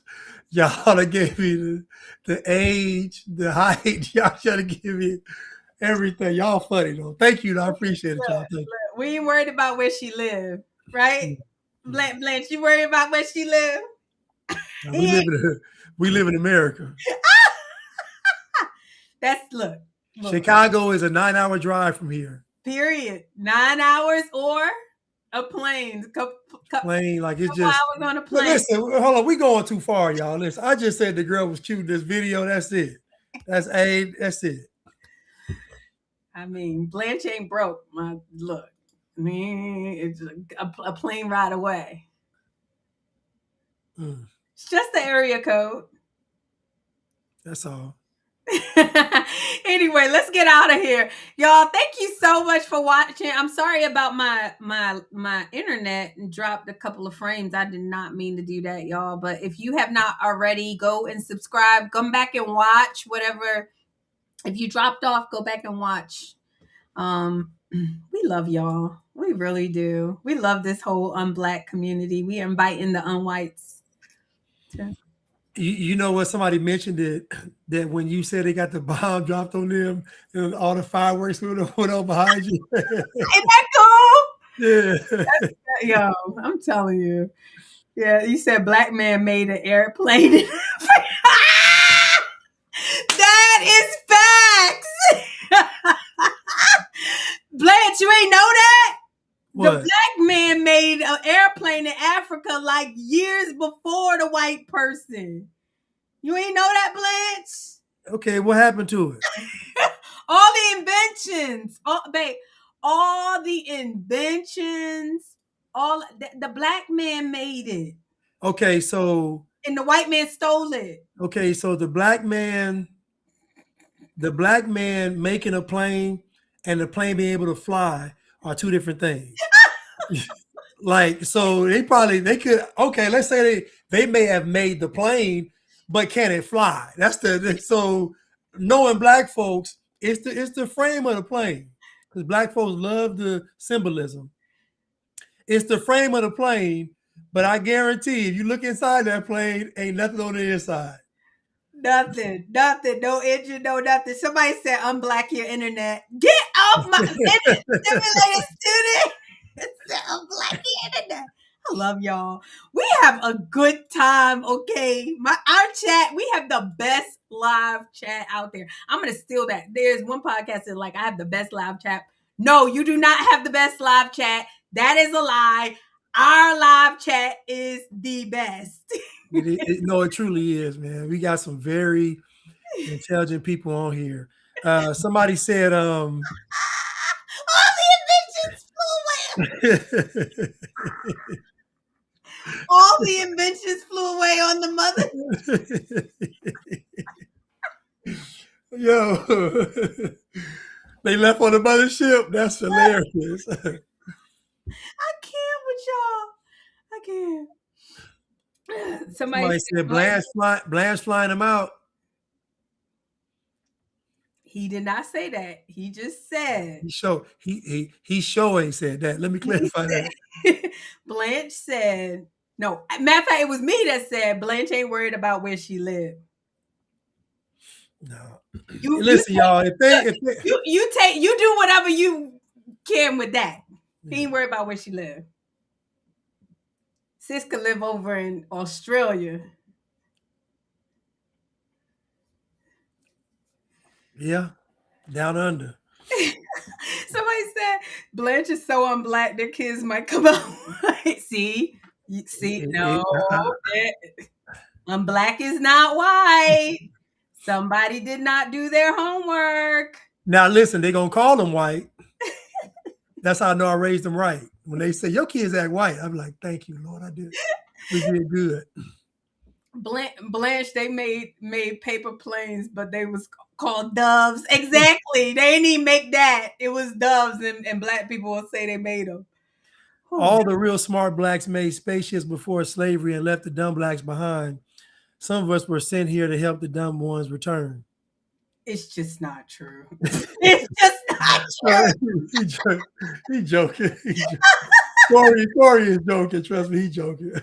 But what's funny is, Corey, is that is what they would actually believe, though. Oh, yeah. Like, they would actually, but like, just imagine if Farrakhan said, well, before all this slavery happened, before the white man was even thought of, we were already cruising the galaxies in the universe, and we came here and we, tried to civilize the planet, but we left, and we left the ones that didn't want to be civilized behind. And then the white man was created, and then by his savage nature, he took us over, and now we're left down here to try to educate our brothers and sisters down here to become who we need to be so we can get back on that mothership and go rule the galaxy like we did back in the day. Facts. Oh my God. Farrakhan is so funny that when they were talking about the George Floyd thing, he said, who gave him the fake $20 bill? It's always somebody. I was like, what? Yes. Y'all gotta go see that clip. And it went viral because they were like, they called the police on him for a fake 20. Well, how'd he get the fake 20? What? Oh, what? Is that what you're thinking? So now we saying that the white man is shoving fake 20s in your pocket? After he dropped crack in the neighborhood, he dropped fake 20s in there. After the CIA dropped the fentanyl in George Floyd's nose, or his pocket or his mouth, whatever. I don't know. I don't do fentanyl. I don't know how they talk. He was doing all kinds of drugs. Exactly. Mouth, veins, you can pick whatever. Exactly. Nose, mouth, veins, whatever. Exactly. So after the CIA put the fentanyl in his mouth, he gave him the fake $20 bill. This is black. What do you call it? The Blatrix? This is the Blatrix. It's the Blatrix. That is the Blatrix. That is the Blatrix. Oh God, we about to get off of here. I love y'all. Somebody said now I can't breathe. See. Y'all, I love y'all. We have the best live chat in the world. I love y'all so much. Thank you so much for watching. We really appreciate that y'all even rock with us. It's almost 3 hours, you guys, and y'all just been rocking from the beginning. Hold on. You know how slow you got to be? Somebody telling you they can't breathe. Do you know how slow you got to be? I'm telling you, I can't breathe. That's like somebody running, talking about I can't walk. Y'all slow. That man was telling y'all he can't breathe. Low IQ. And I really believe, shout out to Derek Chauvin, free Chauvin, put hashtag free Chauvin in chat. I really believe that Derek Chauvin did not take his foot off of George Floyd's shoulder because he knew he wasn't hurting them. You know what I'm saying? Right. Like if he felt like he was hurting them, he would have been like, or if he felt like he was doing something wrong, he would have been like, oh, well, let me not get in trouble, because nobody's going to sit there and watch themselves be filmed doing something wrong. He knew he wasn't hurting him. But y'all threw this man to the wolves. It's so sad. Black Guy 9 said, God is a black man from Memphis.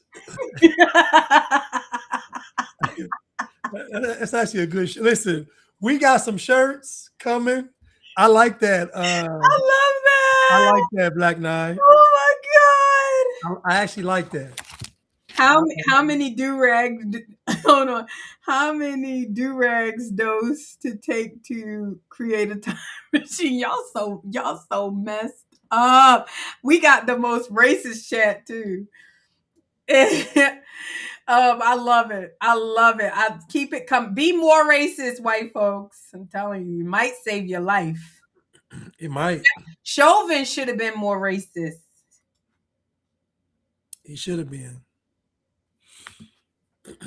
Anywho, you guys, thank you so much. If you get a chance, make sure you clip this and tag Carmen in it for Blanche. And go and watch the Whatever Cat podcast on Sunday. Y'all gotta big me up in the chat. I need y'all support because they're gonna cook me, y'all. They're gonna cook me. Y'all need to be like, Crystal is telling the truth. I'm one of her followers on Unblack, and we talk about this stuff all the time. It won't be new to y'all, but it's going to be new to 4.6 million subscribers, you guys. So you got to get us in there. I love y'all so much. Blanche, what you got? Final words. Oh, nothing. Just thank you all for tuning in today. We love y'all. And remember, what was the slogan we had? Stepping out of the dark and into the light. Unblack yourself. All right, y'all. We stepping out the dark into the light. No more blind. Now we see what's right. I'm not black, I'm free. I'm black. We're breaking free tonight.